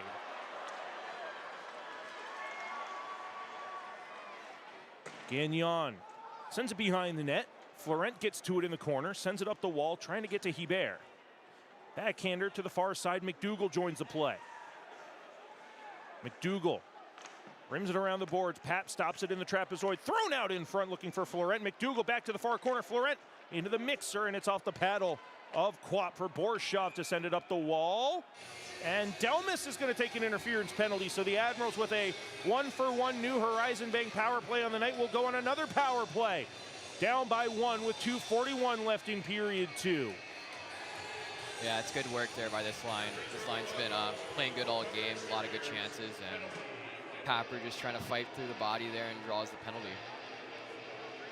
And B, I know you're out there in all situations, definitely a penalty kill specialist. What are you looking for out of this Admirals power play? You're facing them all the time in practice. What do you want to see out of them here specifically for this power play to try to tie it up? Yeah, there's a lot of good talent on the power play for sure. They can beat you in many different ways. But I would like to see them shoot the puck, especially this period. We've only had, I don't know, what, probably 6-7 shots here. So I'd like to see them shoot the puck a little bit, especially with this 2 minutes to go here. Try to get some traffic in front, and like I said, with Pap, that last shot that where we scored, he was just shot ready and just got it to the net. So I'd like to see him do the same thing here. Dureau from the far corner through the crease. Hebert couldn't get a stick on it. Pap works it to the blue line. McDougall rips one just wide of the near post. Greensboro gets it out for Christian Prop to set it on a silver platter. Straight up the way, rather, for Hebert. Trying to catch Greensboro on a line change. Dureau to the near corner. Drop. Hebert fires a shot blocked away. And Dureau picks it at the far blue line. Through the air. Finds Christoph Pap. And at the blue line, McDougall can't hold it in. It's a foot race. A diving McDougall allows back checkers to come back. But Richardson works around Dureau, and Prop had to make a save. Backhanded to the blue line. Doyle's just going to try to kill time in the neutral zone. Off the skate of Hebert, and Pap's going to go the other way. Pap to the blue line. Florent near side Hebert. Looking for a pass up to the blue line for Price, getting some power play time in his ECHL debut. Pap to the corner, Dureau to the near side, Hebert. Picks it off the wall, skates down the near side, boards Florent, far side behind Dureau. Caleb Price gets to it at the blue line. 45 seconds left in the New Horizon Bank power play. Blue line, Price, far side Dureau. Tried to force it to the front, comes to the near corner for Pap. Noah Delmas in the beatbox penalty box for Greensboro. Pap near circle, shot off a shin pad of Montgomery. And Smith will take the opportunity to clear it the length of the ice. 20 seconds left in the New Horizon Bank power play with 1 minute left in period 2. Caleb Price working through the neutral zone, taking all the ice given to him. The newbies out here on the ice as Hardy dumps it to Price. Back to the blue line, Knoll, far side, Crane, near side, Hardy. Rips one off the left pad of Quap. And it goes off the body of Knoll to Hardy. We're back to 5-on-5, full and even strength. O'Leary lets it go through him, trying to find Knoll in the corner. And Crane gets back to intercept for a moment. Now a 2-on-1 transition. Greensboro with too many men on the ice as Christian Prop is able to snag that one with the left-handed catching glove. With 26.7 on the clock, Greensboro had a 2-on-1 as they were still dealing with a line change and players on the ice. They get away with one there, but the Admirals, with both power plays in the game so far, they're not going to get a third that way. Yeah, it's another big save by Prop once again on that 2-on-1. I like the Admirals power play though. Good shots to the net, just couldn't really capitalize, but some good looks, good possession time. Definitely something to build off of. Final 26 seconds of period 2. Admirals win a defensive zone faceoff, and Magnuson clears it to the neutral zone. Fedoruk can't get there. Dumped back in by Skelly for Magnuson to restart for Engum. Up the near side, off the forehand of Fedoruk to the far corner. Quap out of his net. He plays that in the no-touch area. That's going to be a delay of game penalty against Nikita Quap. We saw it all the way up here. There's no argument to be made for Nikita Quap. With 11.8 seconds left in period 2, the Admirals are going to go on another New Horizon Bank power play. We'll get a look at it here. It rolls into the no-touch area. Very clearly played by the backhand of Nikita Quap as Fedoruk was bearing down on him. Yeah, that's just, again, it's simple though. Get a puck behind him and just force him to do something, you know? It's just a simple puck behind their D, and then they can make a decision. Now we're back on the power play. Well, and Brandon, that's the difference between earning a power play and getting an offensive zone time, and the Admirals couldn't get it deep earlier, and that's how Greensboro got on the transition and got the go-ahead goal right now. So you said it, simplify the game, just get the puck deep and go in hard at work. Yep. If we don't score here in the next 10, at least we have something for the next period. Dureau rips one that's blocked away to the near corner. Backhanded to the blue line. Fairmouth holds on to it and kills off the remaining couple of seconds of period 2. So as you mentioned it, Brandon, 1:49 left in the New Horizon Bank power play when we come back for the start of the third period. The Admirals trailing 3-2 to the Greensboro Gargoyles. Brandon, thank you so much for taking time out of your day to join me up here for the second period. Looking forward to seeing you back in the lineup and providing that spark that we all know you can to this Admirals team in the final game of this 3-game series. Yes, thank you very much for having me, and hopefully the boys can pull out here this last 20 minutes. We'll be back for the Buds Plumbing, Heating, Cooling, and Electric second intermission show here on the Centera Norfolk Admirals Broadcast Network in just a moment. We are the spirit of a nation, not in name, but in action. In the lives we lead, in the values we carry forward, that spirit lives on in us. We don't preserve history to look back. We preserve it to move forward, because Williamsburg doesn't stand still. It stands tall. This is Williamsburg, where America's journey begins. Start planning yours today.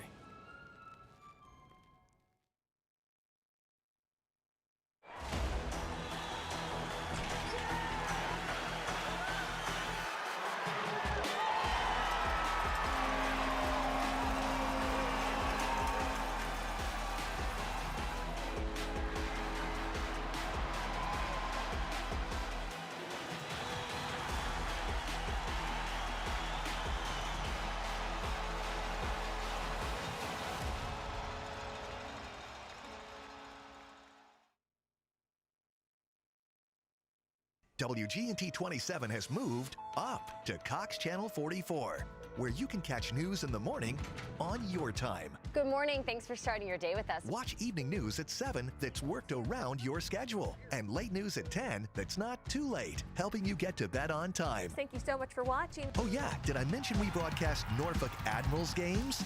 Score! WGNT 27, your home for local news and sports, now on Cox Channel 44. Welcome to Pucks and Paws night at Greensboro. On the ice, it's a dog race all the way down. We've got a clear winner all the way to the goal line for the second intermission here for Pucks and Paws night in Greensboro, and a couple dragging behind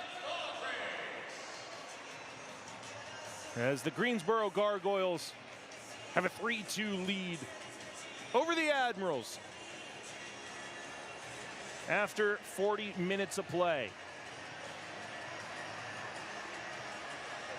We welcome you back inside First Horizon Coliseum for the Buds Plumbing, Heating, Cooling, and Electric second intermission show. Again, big thanks to Osmundson for joining me here in the booth for the second period. Excited to see him back in the lineup tomorrow, as this is his third and final game served of his 3-game suspension. He mentioned it, the Admirals have been playing with a little bit of extra fire tonight, more than the previous 2 games. They brought a 1-1 tie into the second period. A power play goal from Christophe Papp from Hibert Duro.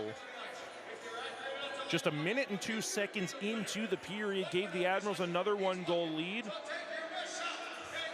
And then goals just a minute and 4 seconds apart from each other. Denis Gore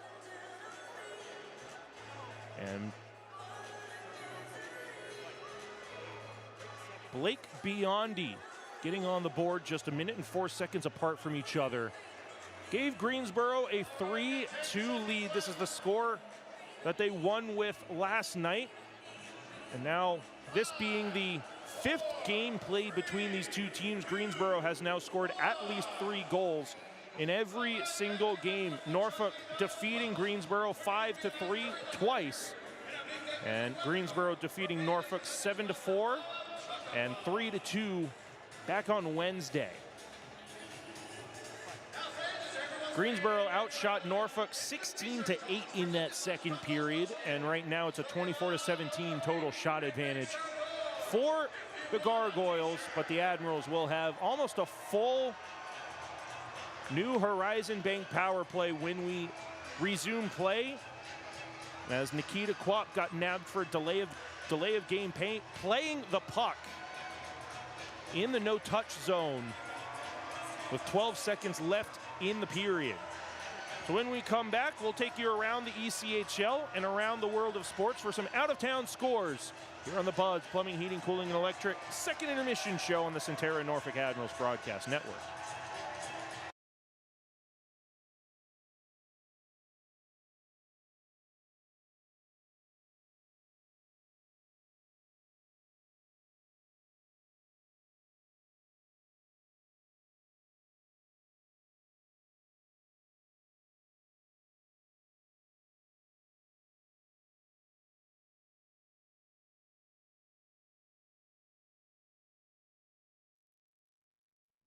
Centera.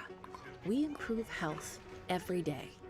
More simply, affordably, and personally. Why? It's what we were born to do. How? With high-quality health care and exceptional health plans. All for the patients, members, and communities we serve. Centera. Improving health every day. Cars. Nico loves his. The only part Nico doesn't love about his car is paying his loan. So when he saw he could choose the ride rebate option with a Langley My Design checking account and get money back on every car payment, it was all gas and no brake to the Langley app. And because the My Design account lets him change his features when his needs change, it was perfect for this car guy and his new girl. Open your My Design checking account online or at any Langley branch today. I'm sorry, ma'am, but after reviewing your case, your claim has been denied. If you've been in an accident, don't get checked by greedy insurance companies. Call Huffman & Huffman, brothers-in-law, for a winning game plan.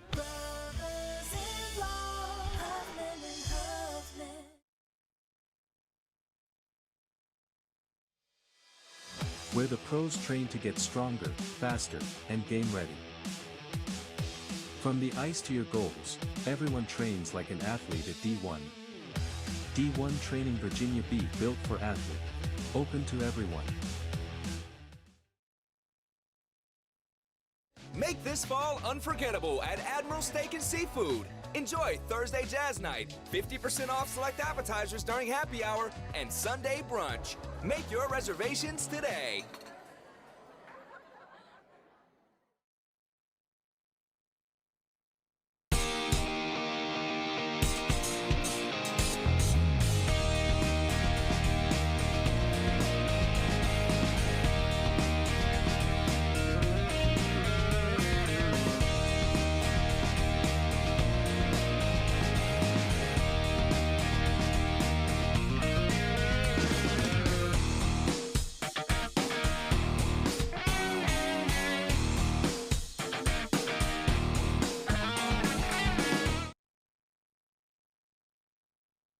Admiral fans, on the ice, every goal counts. At New Horizon Bank, yours does too.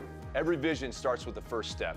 Ours started with New Horizon Bank. In law and business, choosing the right partner makes all the difference. And for me, that partner is New Horizon Bank. From locker rooms to boardrooms, we fuel growth that performs. Local roots, bold horizons. Got a goal, a vision, a strategy? Let's build it together. New Horizon Bank, where community and ambition meet. Let's embark on the adventure.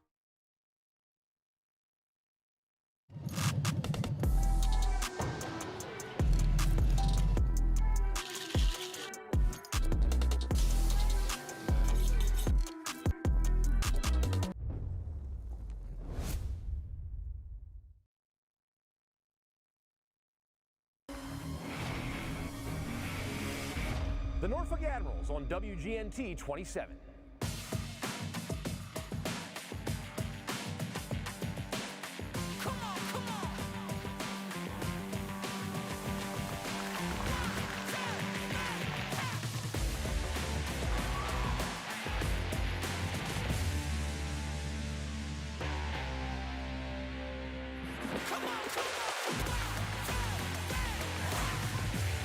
The Norfolk Admirals on WGNT 27.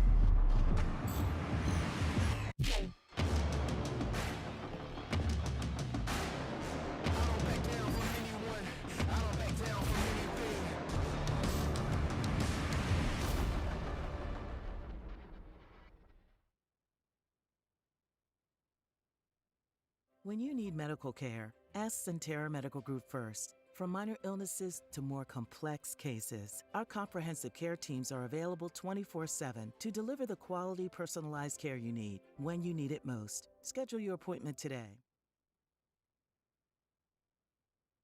Brennan's catchphrase? Never settle.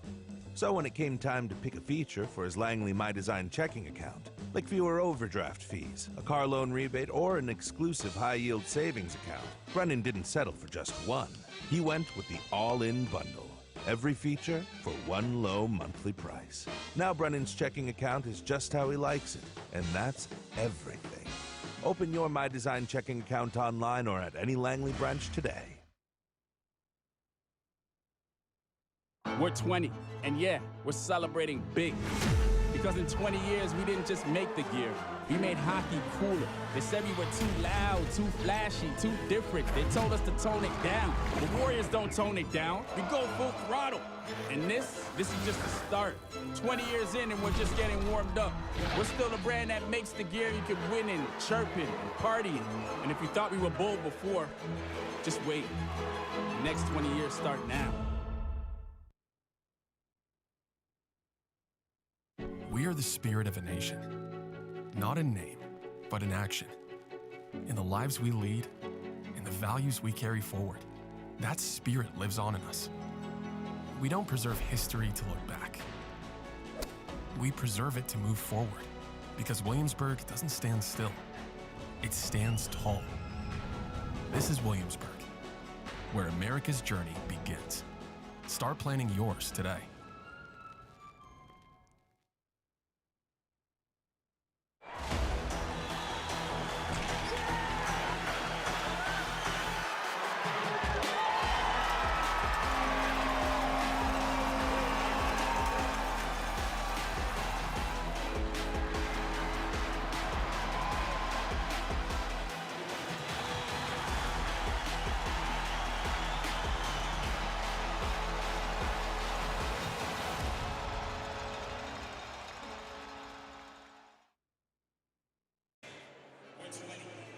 We welcome you back inside the First Horizon Coliseum as the Gargoyles have a 3-2 lead over the Admirals.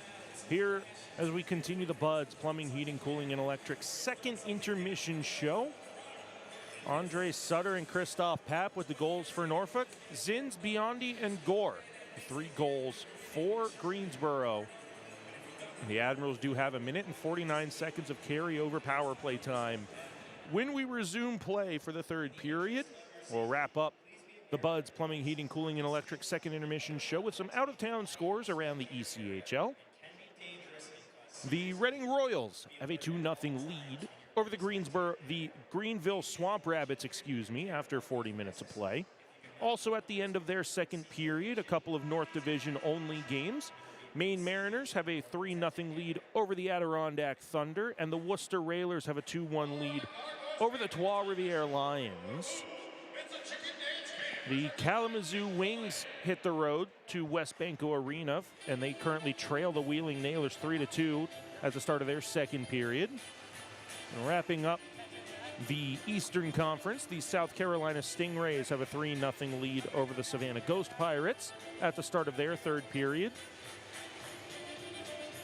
And the Jacksonville Icemen and Atlanta Gladiators are tied at 2-2 as they get ready to start their third period.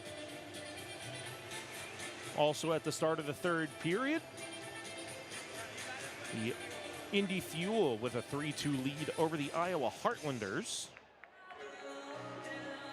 The previous opponent for the Admirals, the Fort Wayne Comets, hosting the Cincinnati Cyclones. Cyclones with a 1-0 lead halfway through the game. And at the end of the second period, the Bloomington Bison have a 2-1 lead over the Toledo Walleye. Winnipeg Jets are on the road to Anaheim for a matchup with the Anaheim Ducks at 10 p.m. tonight. Only 4 NHL games tonight. Well, we talked about it during that second period with Brandon Osmondson. Dominic DiVincentis being sent back to the Manitoba Moose. So that means Isaac Poulter is the third goalie in Manitoba right now. We'll wait to see if Isaac makes his way back to the Admirals.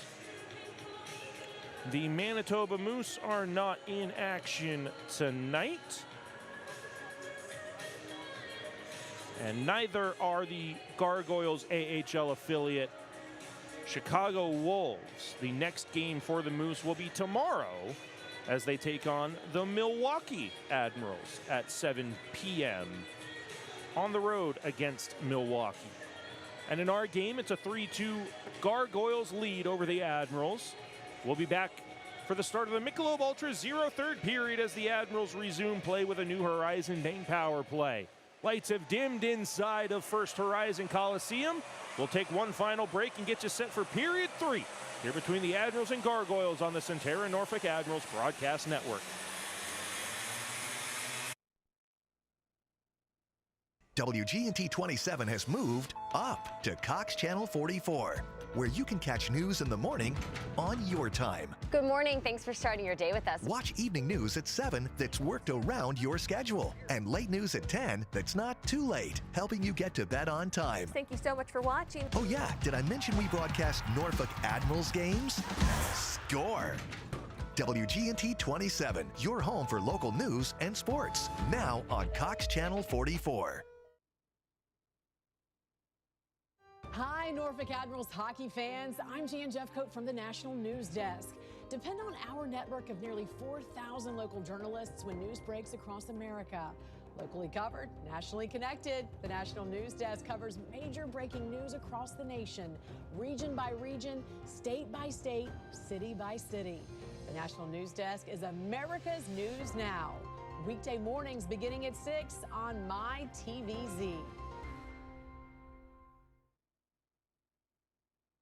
Bud's Plumbing, Heating, Air Conditioning, and Electric. The Home Comfort Hat Trick. For all of your home service needs, you've got a Bud for that.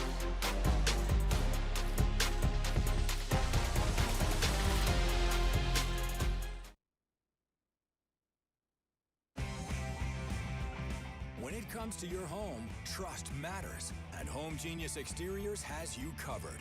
Our experts are ready to tackle any exterior project for your home. Home Genius Exteriors, a different experience.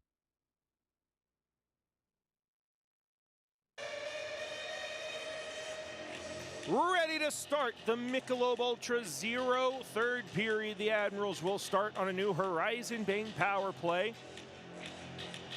Tyler Weiss serving the delay of game penalty to Gargoyle goaltender Nikita Kwap for playing the puck in the no-touch area. Almost a full power play, 1:49 left on the New Horizon Bank power play. Norfolk trails by 1.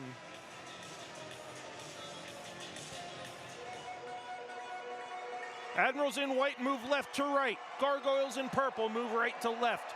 Prop in the net to our left for the Admirals. Quap in the net to our right for the Gargoyles. Power play to start the Michelob Ultra Zero third period. It's going to get dumped into the near side corner. And Jaden Dureau picks it from the goal line for Josh McDougall. McDougall over the blue line for Hebert. Hebert tied up by Richardson. Florent comes in. It pumps out for Christophe Papp. Dureau walks to the high slot. Near side, Papp rips one high over the crossbar. And the rebound to the blue line for McDougall.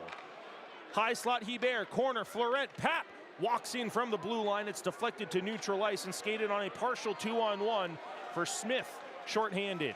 Smith to the far circle, rips one off the blocker, hand of Prop, in the rebound near circle for Grant Hebert.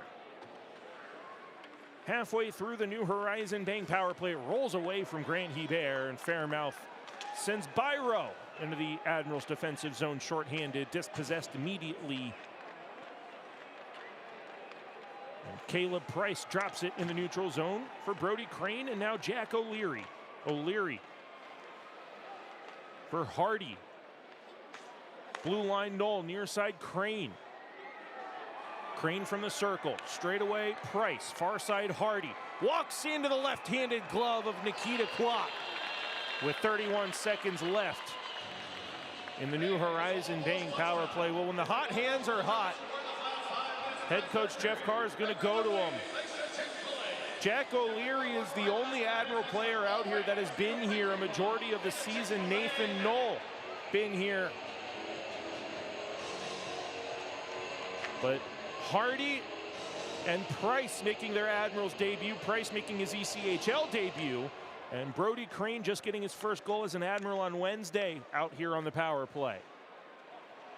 O'Leary from the corner. Knoll from the trapezoid. Hardy from the far half wall. Walks down to the corner. Looks to the near side circle for Crane. Rips one over the crossbar, and Hardy picks it off the boards on the far side. Hardy walks in. Shot, score! Fresh out of the car ride. James Hardy rips one 5-hole on Nikita Kwok, and it's his first goal as an Admiral to tie it up on the power play with 18:21 left in period 2. You can't write the story any better. Acquired at 3 p.m. today off of waivers from the Jacksonville Icemen. He drove 6 hours from Jacksonville to Greensboro, North Carolina. Didn't make it for the first period. Started for the second period and gets a game-tying power play goal for his new team.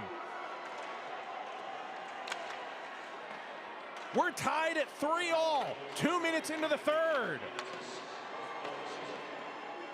Engum from the near corner. Rolls through him. Reifenberger supporting at the blue line with help from Nathan Knoll to send it back below the goal line. To the far blue line, Hebert walks in, rims it around the boards. Sutter trying to find Reifenberger. It's chipped for Byro. It's Biondi rather. And Magnuson up the middle off the stick of Reifenberger and in. The Admirals are now 2 for 3 on the New Horizon Bank power play. Biondi over the blue line. Straight to the near side for Musser, back on defense. He'll join the play though. Florent dumps it to the corner. Hebert chasing against Montgomery. Off the skate of Newell. Montgomery jumps in. Near side Doyle dumps it into the corner. Montgomery comes together with Drake on the near side boards. Florent, one bump, dangerous into the middle. Montgomery taken down for a penalty in the neutral zone, but Drake was stuck up in the face. That's not going to be an equalizing penalty. Norfolk's going to go to their first Centera Therapy Center penalty kill of the night. 3 minutes into period 3. It's going to be a tripping penalty. No one is going into the Admirals beatbox penalty box just yet. I think it's going to be Hebert. He's having a discussion with one of the linesmen.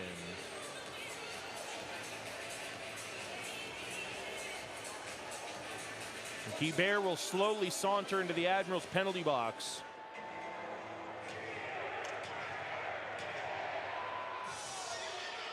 And again, Greensboro loves putting up that cheaters never win graphic. They've taken 3 of the game's 4 penalties. The Admirals have capitalized on 2 of their power plays, so.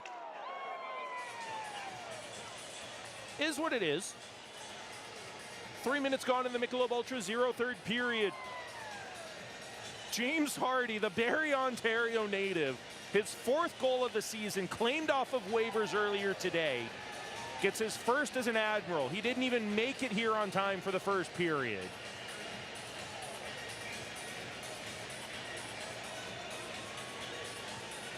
Absolute scenes here at First Horizon Coliseum. And now Nathan Knoll being tossed out of the faceoff for what? I don't know. O'Leary comes into the dock. First Centera Therapy Center penalty kill of the night. Well, on the video board, they have number 3 for the Admirals in the beatbox penalty box. There is no number 3 on the roster. It is Grant Hebert, number 93. Delmas wants the one-timer. He's not going to get it. Newell has it at the far side circle. Delmas now takes one, blocked by Magnuson. That gets a rise out of the Admirals bench, but Magnuson is laboring in the low slot. Nelson to the far blue line for Newell. Back to Nelson in the corner. Richardson from the far circle. Doesn't take the shot. Back to Nelson at the far side hash marks. Newell cross ice to Weiss at the near side. Weiss leads this Gargoyle team with 5 power play goals and 7 power play assists. Delmas for Montgomery. Deflected in by Richardson.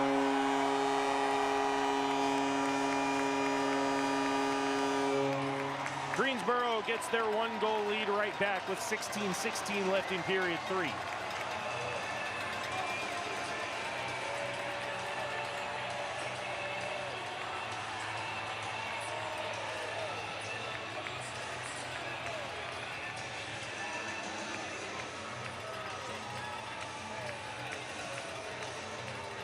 Again, not much that prop can do. It was a blue line shot that was deflected at the hash marks by Richardson for his 10th goal of the season.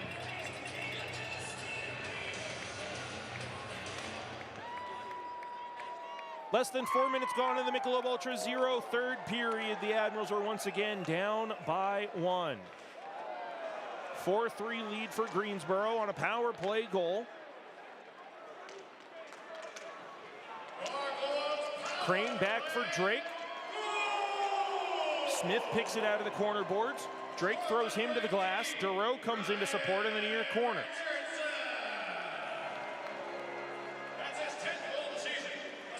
O'Leary off the skates of Crane. Gargoyles are in offside with 15:40 left in period 3.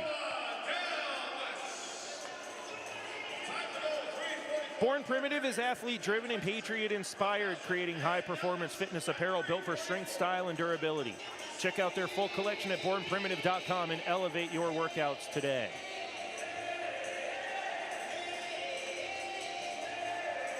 Face off in the neutral zone just outside of Admiral territory. Hebert, Florent, and Pat. Won by Greensboro, and Zins rims it around the glass far side to near. McDougall's there at the corner, throws it up the wall, intercepted by Rask. Musser supporting, getting it away from Byro and into the middle for Pat. Pat has Hebert streaking down the left wing. Hebert dumps it into the high slot, stolen away by Fairmouth, and Rask has it stripped away by Musser. Now McDougall for Florent, rimmed around the boards. Far corner, through the skate of Zins, onto the stick of Fairmouth, and Rask to the neutral zone. A bouncing puck picked up by the Gargoyles over the blue line onside. Pat's stick is slashed out of his hands right in front of the referee, who turns a blind eye. And Musser reverses for McDougall. 5 minutes gone in the Michelob Ultra 0 third period. McDougall with a shimmy shake to shake Rask off the scent. As McDougall drops it towards the high slot. Pat trying to get to it in the far corner. Delmas is there. Florent intercepts, looking for an option. Backdoor Hebert. Comes together with Skelly, but it's handled by Denis Gore to the far side for Delmas. Delmas back for Gore in the near corner. 14.5 left in the Michelob Ultra 0 third period. Through the stick of Caleb Price, and Magnuson from the far circle for Price near side. Up the wall, deflected by Reifenberger, no icing. Andre Sutter in on the forecheck against Braden Doyle. And Skelly starts it up the near wall for Biondi. He'll chip it off the glass and out. Denis Gore settles at the red line. He'll send it the rest of the way. Onside. David Gagnon chasing. Near circle. Reverses. Denis Gore picks it off the wall. Continues the cycle for Biondi. Around Gagnon. Biondi fires into the left-handed catching glove of Christian Prop. That'll take us to our first media timeout of the Michelob Ultra 0 third period. Greensboro regains their 1-goal lead. It's 4-3 Gargoyles here on the Centera Norfolk Admirals Broadcast Network. The catastrophic injury team at Cooper Hurley helps people injured in truck, motorcycle, and other serious crashes. We take on big insurance companies and powerful corporations. If you've been seriously injured, call the experts. Call Cooper Hurley.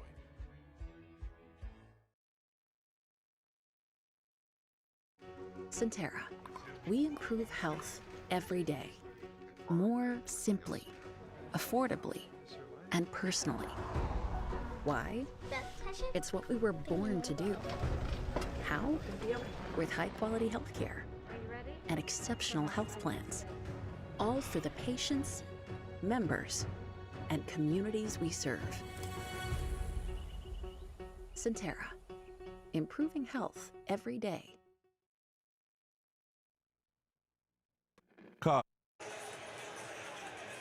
13:52 left in the Michelob Ultra 0 third period. Norfolk trailing 4-3. After Richardson's 10th of the season deflected a Nelson shot on the power play, Delmas with the secondary assist. Admirals have a defensive zone face-off coming up on the near circle. McDougal has a chip off the glass, trying to get around Nelson. Out there on the top line with Newell and Weiss. Weiss has it from the far trapezoid. Crane ties him up. Drake dispossessed. Weiss off the wall, looking from the far circle towards the high slot. No shot taken just yet. Towards the near side for Newell. Newell rims it around behind for Nelson. Stolen away by Drake. He'll send it off the near side boards for Andre Sutter. Off the skates of Reifenberger. Now left wing, Brody Crane too far away from him, and Montgomery takes over. Sutter forechecks Montgomery. Doyle supports and chips it to the neutral zone. Glove down by Engum. Starts the transition around Weiss. Comes together with Montgomery as it's rimmed to the near side boards for Brody Crane. Can't get around Newell, but it's dumped the rest of the way in by Magnuson. No worse for wear after blocking a shot on the penalty kill a few moments ago. Crane sends a shot that's off a body in front. Sutter is knocked down in the low slot by Nelson as Weiss sends it off the boards for Newell in front of the Gargoyle bench.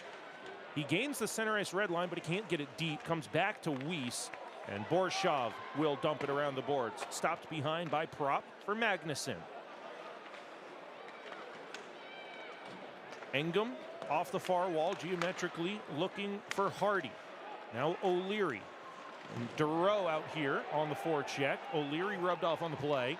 Borshov into the middle, dangerously picked up by Zins and Rinaldi. Rinaldi off the far wall, glove down by Musser. He'll send it off the near side boards for O'Leary to chip and chase around Borshov. Duro walks in, Duro toe drag, O'Leary pokes at it, rebound is there, Musser joins the fray, but it's cleared to the blue line. This one goes off the post on a shot from James Hardy. And back to the neutral zone for Price to glove it down. Hardy tags up for a hand pass with 11:47 left in period 3. Our family 4-pack deal is available all season long. Buy 4 or more tickets through this offer in your preferred seating section and get discount pricing based on the day of the game. Visit our website for more information and to get your family 4-pack today.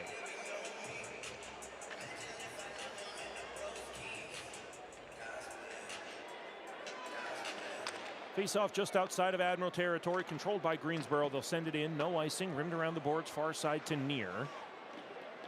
Rask and Fairmouth out there with Byro, but it comes onto the stick of Christoph Papp. Backhanded all the way down for a Sheraton waterside icing. Called against Norfolk with 11:30 left in period 3. Shots 26-23 in favor of Greensboro. Norfolk out shooting the Gargoyles 5-2 in this third period. Greensboro outshot Norfolk in the second period 16-9.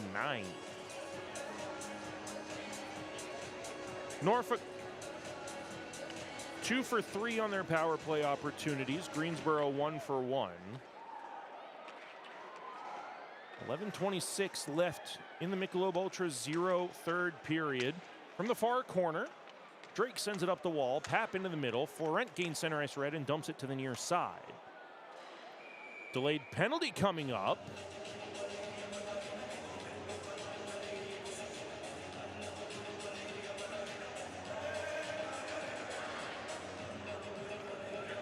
Tian Rask is going to be taken for high sticking, so it's another New Horizon Bank power play for the Admirals.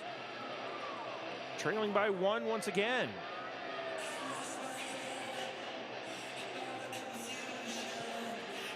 Admirals want the face-off on the near circle. They'll get their wish.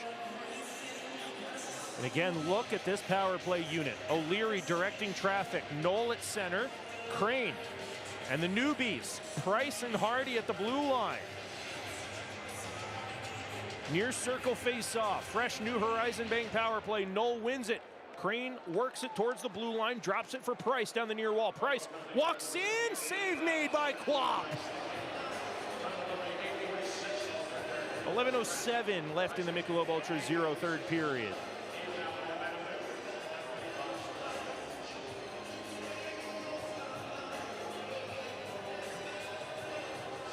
Back again on the near side circle. Gargoyles win this face-off, and Zins rims it around the far glass through Hardy all the way down. Prop up the wall for Hardy. Over the blue line. Knocked away by Smith and skated one-on-one. Again, a good defensive stick from Price, knocking that shot over the net. Price will drop it for Crane, crisscrossing with O'Leary. O'Leary over the red line, gains entry into the zone, walks to the far corner, rims to the near side half wall for Crane. Crane splits the defense at the blue line of Price and Hardy. Back for Crane on the near blue line, through the neutral zone. Held it neutralized by O'Leary as the Admirals need to make a line change with 10-12 remaining in the Michelob Ultra Zero third period. Top unit out. McDougall, Dureau, Pat, Florent, and Hebert. Pat dumps it into the near corner, chases it himself. Dumps it to the near circle, picked up by Richardson and cleared. No one home in a white jersey, and Christian Prop has to leave it for McDougall. Escapes the forecheck pressure of Smith. On the backhand of Dureau. Dureau walks to the near corner. Thrown into the glass. Hebert has it roll away from him, and Richardson transitions down the right wing and through the neutral zone. He'll cycle back to his defensive end to try to kill time, and he's pressured to dump it all the way down.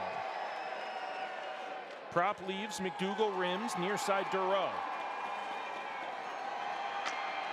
9:20 left in the Michelob Ultra Zero third period. Pat down the near side wall. We're back to 5-on-5, full and even strength as of now. McDougall to the far side corner. Rask out of the beat box, penalty box. Behind the net. Knocked towards the front for Florent. Cleared to the corner. And through center comes Tian Rask. Crisscrossing with Newell. Newell, far circle shot. He scores.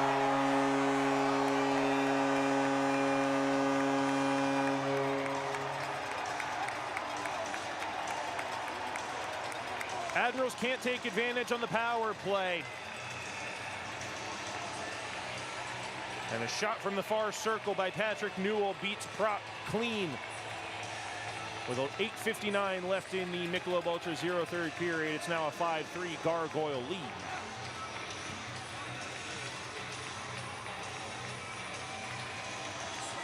Tian Rask will pick up an assist. And it's just a shot that beats the glove hand of Prop. Musser likely being used as a screen. As this one goes into the Admiral bench. 8:54 left in the Michelob Ultra Zero third period. We'll step aside here for the second time in this Michelob Ultra Zero third period. 5-3 lead for the Gargoyles on the Centera Norfolk Admirals broadcast network. Cars. Nico loves his. The only part Nico doesn't love about his car is paying his loan. So when he saw he could choose the ride rebate option with a Langley My Design checking account and get money back on every car payment, it was all gas and no brake to the Langley app. And because the My Design account lets him change his features when his needs change, it was perfect for this car guy and his new girl. Open your My Design checking account online or at any Langley branch today. I'm sorry, ma'am, but after reviewing your case, your claim has been denied. If you've been in an accident, don't get checked by greedy insurance companies. Call Huffman & Huffman, brothers-in-law, for a winning game plan.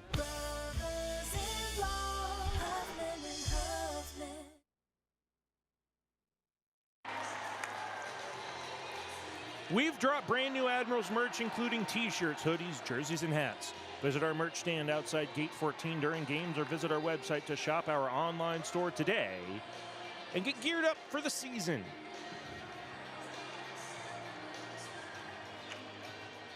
Face off just outside of Gargoyle territory. In front of the benches on the far side, picked up by Greensboro. Greensboro now with a 5-3 lead. They'll chip it into Admiral territory. It did not get deflected, they say, so it's a Sheraton Waterside icing. Called against Greensboro with 8:43 left in the Michelob Ultra Zero third period.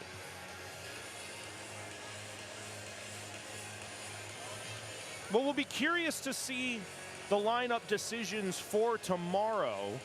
Again, Brandon Osmondson most definitely will be in the lineup tomorrow, as he is now serving his third and final game of his 3-game suspension. The Admirals with a plethora of defenders right now in this game, 2 of them playing forward at one point. So we assume that Osmondson will slot in for one of the defenders as this one rolls into the midsection of Nikita Kwap. He'll hang on with 8:38 left in the Michelob Ultra Zero third period.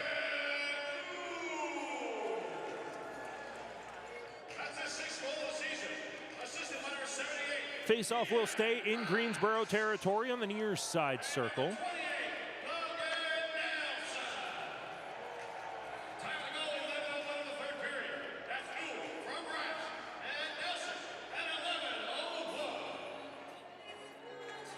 Admirals win the face-off. Hebert back to Florent. Cross ice. It deflects over the crossbar as Pap was there point blank. Florent far corner. Pap tried to move it back to the blue line. Intercepted by Denis Gore. He'll transition for Gagnon to dump into the near side. Magnuson from the trapezoid.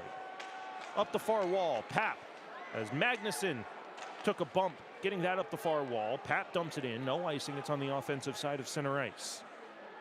Montgomery, forecheck by a pair of white jerseys, glove down at the blue line by McDougall. Poke it down the wall. Florent tries to throw it out in front. Hebert is waiting on the near circle. He'll come to the corner to pick up the loose change. Hebert tied up on the boards, knocked down from behind as Florent comes in to join the battle, and Pap pokes at it at the goal line.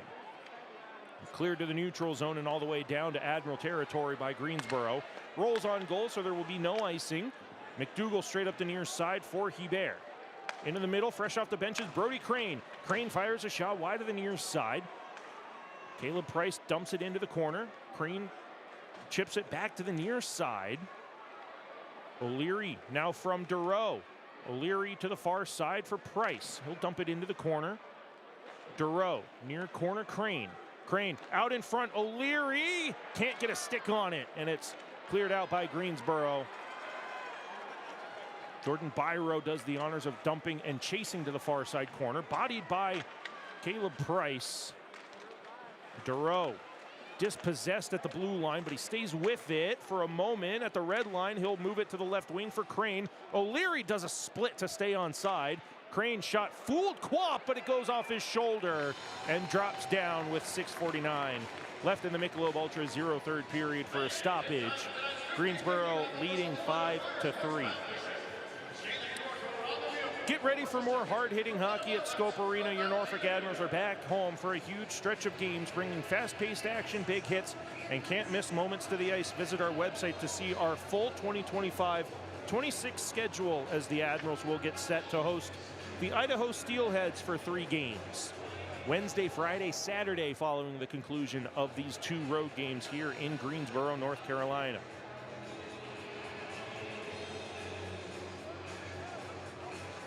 Far circle face-off. Greensboro wins it. Trevor Zins through the air to the neutral zone. At the red line, it's dumped in by Tian Rask. Prop leaves it for Musser behind the Admiral net. On the backhand of Knoll. Knoll through neutral. Dumps it to the far corner. Around Richardson. And Delmas moves it near side for Skelly. Poked at the blue line. Sutter on the back check with Hardy, but it goes back to Skelly and Delmas. Good read by Musser, just couldn't get a clean intercept, and Richardson's shot blocked over the net by Drake. Knoll in the far corner defensively, 6:04 remaining in the Michelob Ultra Zero third period. A one-timer is fought off by Christian Prop. Musser with a chance to clear, he can't do so. Greg Smith to the far side. Rinaldi rims around the boards. Trying to deal with the loose stick of Nathan Knoll, who leaves it in the corner. It's now 5 on 4.5. Knoll will get to the bench for a line change and a fresh twig as Greensboro dumps it in on a delayed offside. 5:40 left in the Michelob Ultra 0 third period. Left wing for Christoph Papp. Papp lost it over the blue line, and here comes Rinaldi with Weiss. 3 on 2. Knocked away at the blue line, delayed offside, tagged up, but that gives Engum an opportunity to start the breakout. Engum sends Weiss down to the ice with a stick handle, but he lost it over the blue line. No high stick called at all, so we continue on as the puck falls down at the center ice red line. Engum back in his defensive end. He'll try to skate it up the far wall again. He'll gain center ice red, and he'll dump it in this time, and Quap lets it go with the paddle to the far corner. We have reached the final 5 presented by Centera. As of now, 5 minutes left in regulation. Norfolk trailing 5-3. Nelson pushed to the outside. Good active stick from the goalie, Christian Prop, keeping that centering pass from coming in front. To the blue line, Zins, far side, Nelson. Out in front, Newell. Through Florent, Nelson towards the net, it's wide. Borshov behind, Weiss in the trapezoid. Shadowed by McDougall. Getting help from Nelson. Far circle straight away. Newell walks in. Off the glove hand of Prop. McDougall dead tired at the end of a shift. Out for Weiss, and it's blocked by McDougall and Prop. And it's rimmed around the boards all the way down for a Sheraton Waterside icing against the Admirals with 4:14 left in the Michelob Ultra 0 third period. And this is a tired Admirals unit out here. Greensboro is going to send 5 fresh skaters out, so it's going to be a big defensive zone face-off for this top line of Pat Hebert and Florent to try to escape danger inside of 5 to go as the Admirals trail by 2.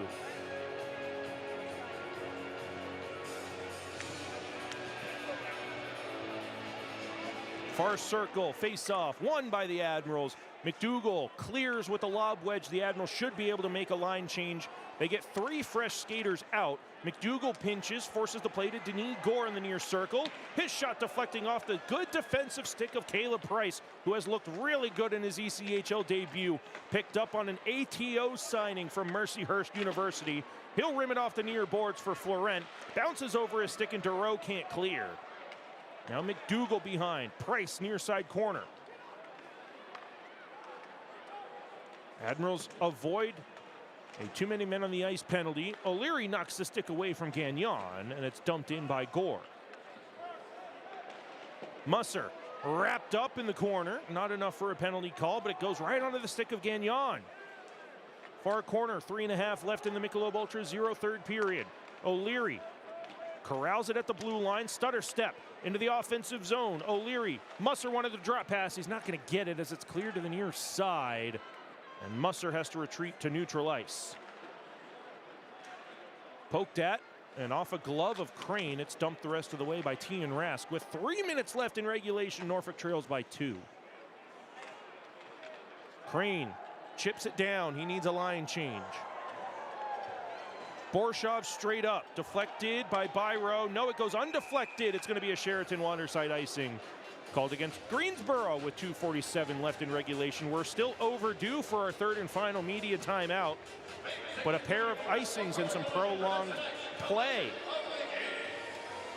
has kept us from going to that 3rd and final media timeout. Christian Prop makes his way to the Admirals bench. It's 6 on 5 on the ice for the Admirals. 2:47 left in regulation. They need 2 to tie. Reifenberger, Sutter, Papp, and Hardy out with McDougall and Price. Price walks in, good shot, rebound is there for Sutter, and it goes into the midsection of Quap. We'll take our 3rd and final media timeout with 2:41 left in regulation. Norfolk needs 2 to tie when we come back to the Centera Norfolk Admirals Broadcast Network. Where the pros train to get stronger, faster, and game ready. From the ice to your goals, everyone trains like an athlete at D1.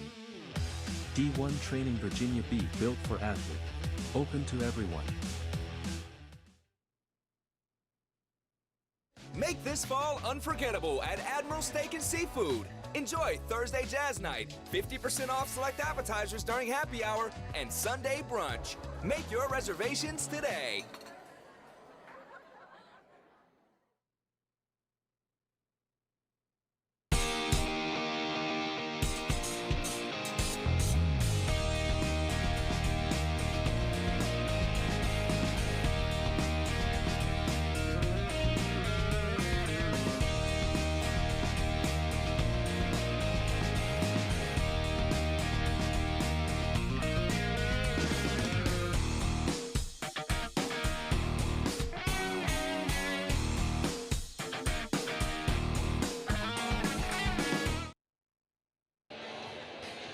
.241 left in regulation. Norfolk trails 5-3.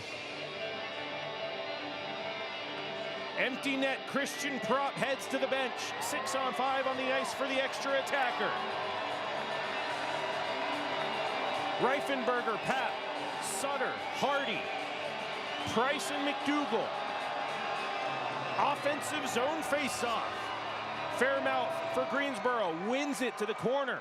Rimmed around the boards by Borshov to the neutral zone. It's to the far side. Fairmouth gets to it in the Admiral zone. Sharp angle shot off the stick defensively of Sutter. And it goes wide. Transition for Hardy over the blue line onside. He'll dump it into the corner. 2:22 left in regulation. Norfolk needs 2 to tie. They have the empty net. McDougall from the corner. Sharp angle shot off the outside of the net. McDougall holds on to it to the far corner. Straight away Price. Near side. Pap rips one just wide of the far post. Hardy picks it off the dasher boards. Walks in from the far side. Hardy to the near side. Pap rips one. Deflected off the glass behind. Hardy gloves it to the blue line Price. Price walks to the middle. McDougall back to Price, the rookie in his ECHL debut. It rolls away from him and flutters just wide of the empty net. And the Admirals will win the race to the dots for the Sheraton Waterside icing with 1:49 left in the Michelob Ultra Zero third period.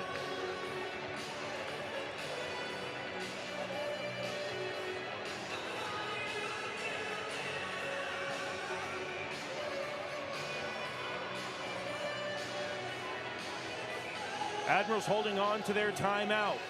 1:49 left in regulation. They trail by 2. Empty net still to our left. Greensboro just flat out not getting into the face-off. Trying to kill time and catch their breath. Hebert wins the face-off. Price down to the half wall. O'Leary stripped of possession. Price holds it in. It goes into the Greensboro bench. The face-off should stay in the Gargoyle defensive zone, but that allows Greensboro to take advantage of a line change opportunity with 1:41 left in period 3.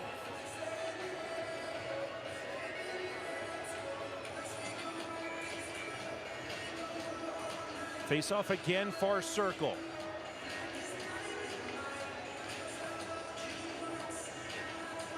O'Leary, Hebert, Florent, Dureau, Engum, Price. And it's cleared to the neutral zone by Greensboro with 1:35 left in regulation. Price to the near side. Dureau rims it around the boards. To the far side, Hebert's going to get there. Over his stick. O'Leary battles. Good pinch from Price. He can't earn possession. Chipped from the defensive side of center ice by Denis Gore. So it's another Sheraton Waterside icing. Clock winding down. 1:19 left in the Michelob Ultra Zero third period. Norfolk still has their timeout.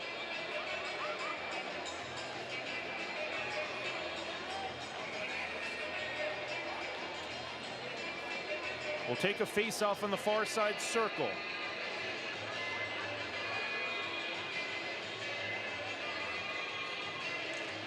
Greensboro wins it to the corner. Montgomery sends it the length of the ice. It goes off the stick of Engum, so there's no icing, but it's not a high stick. Engum in the far corner. 1:05 left in regulation. Caleb Price looks for an option. He'll come through the neutral zone. Deflected by O'Leary right into the glove hand of Montgomery. He clears it to the neutral zone. Gargoyles send it off the near side boards. Not enough for an icing call with 50 seconds left in the game. Admirals trail 5-3. Skate to stick for Jaden Dureau. Over the blue line. Backhander is intercepted. Comes back to the blue line. Price pinches in. Florent sends it to the corner, too far away from O'Leary. It's rimmed around to the corner for Hebert on the far side. 33 seconds left. McDougal walks the blue line. Far side circle, Hebert to the corner. Florent, O'Leary shot blocked away. Clear to the blue line, McDougal. 23 seconds left in regulation. McDougal to the corner, O'Leary walks from the boards. Up front, O'Leary trying to get it to Hebert. He fanned on the one-timer, it's cleared out with only 13 seconds left. McDougal back with only 8 seconds left. The empty net is in front of him. He'll send it through center for O'Leary. Dureau moving down the left wing. 2 seconds, 1, near side Hebert. Time expires.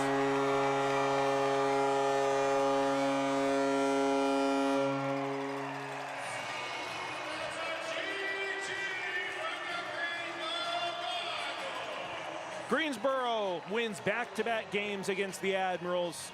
5-3 is the final score tonight. Shots tied at 28 all, and we'll be back tomorrow for the conclusion of this 3-game series. We'll come back in just a moment to the Centera Norfolk Admirals broadcast network to wrap up tonight's Friday night action and get you set for tomorrow's conclusion of this 3-game series here in Greensboro, North Carolina.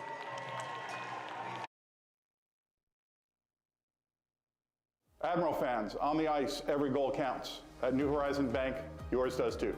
Every vision starts with the first step. Ours started with New Horizon Bank. In law and business, choosing the right partner makes all the difference. And for me, that partner is New Horizon Bank. From locker rooms to boardrooms, we fuel growth that performs. Local roots, bold horizons. Got a goal, a vision, a strategy? Let's build it together. New Horizon Bank, where community and ambition meet. Let's embark on the adventure.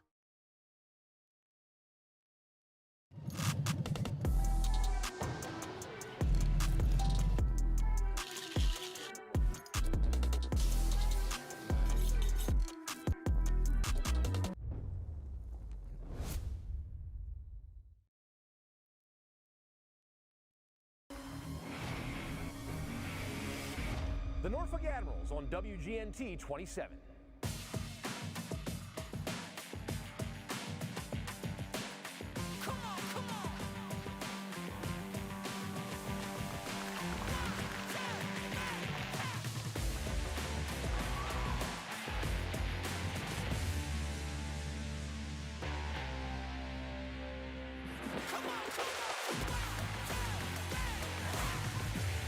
The Norfolk Admirals on WGNT 27.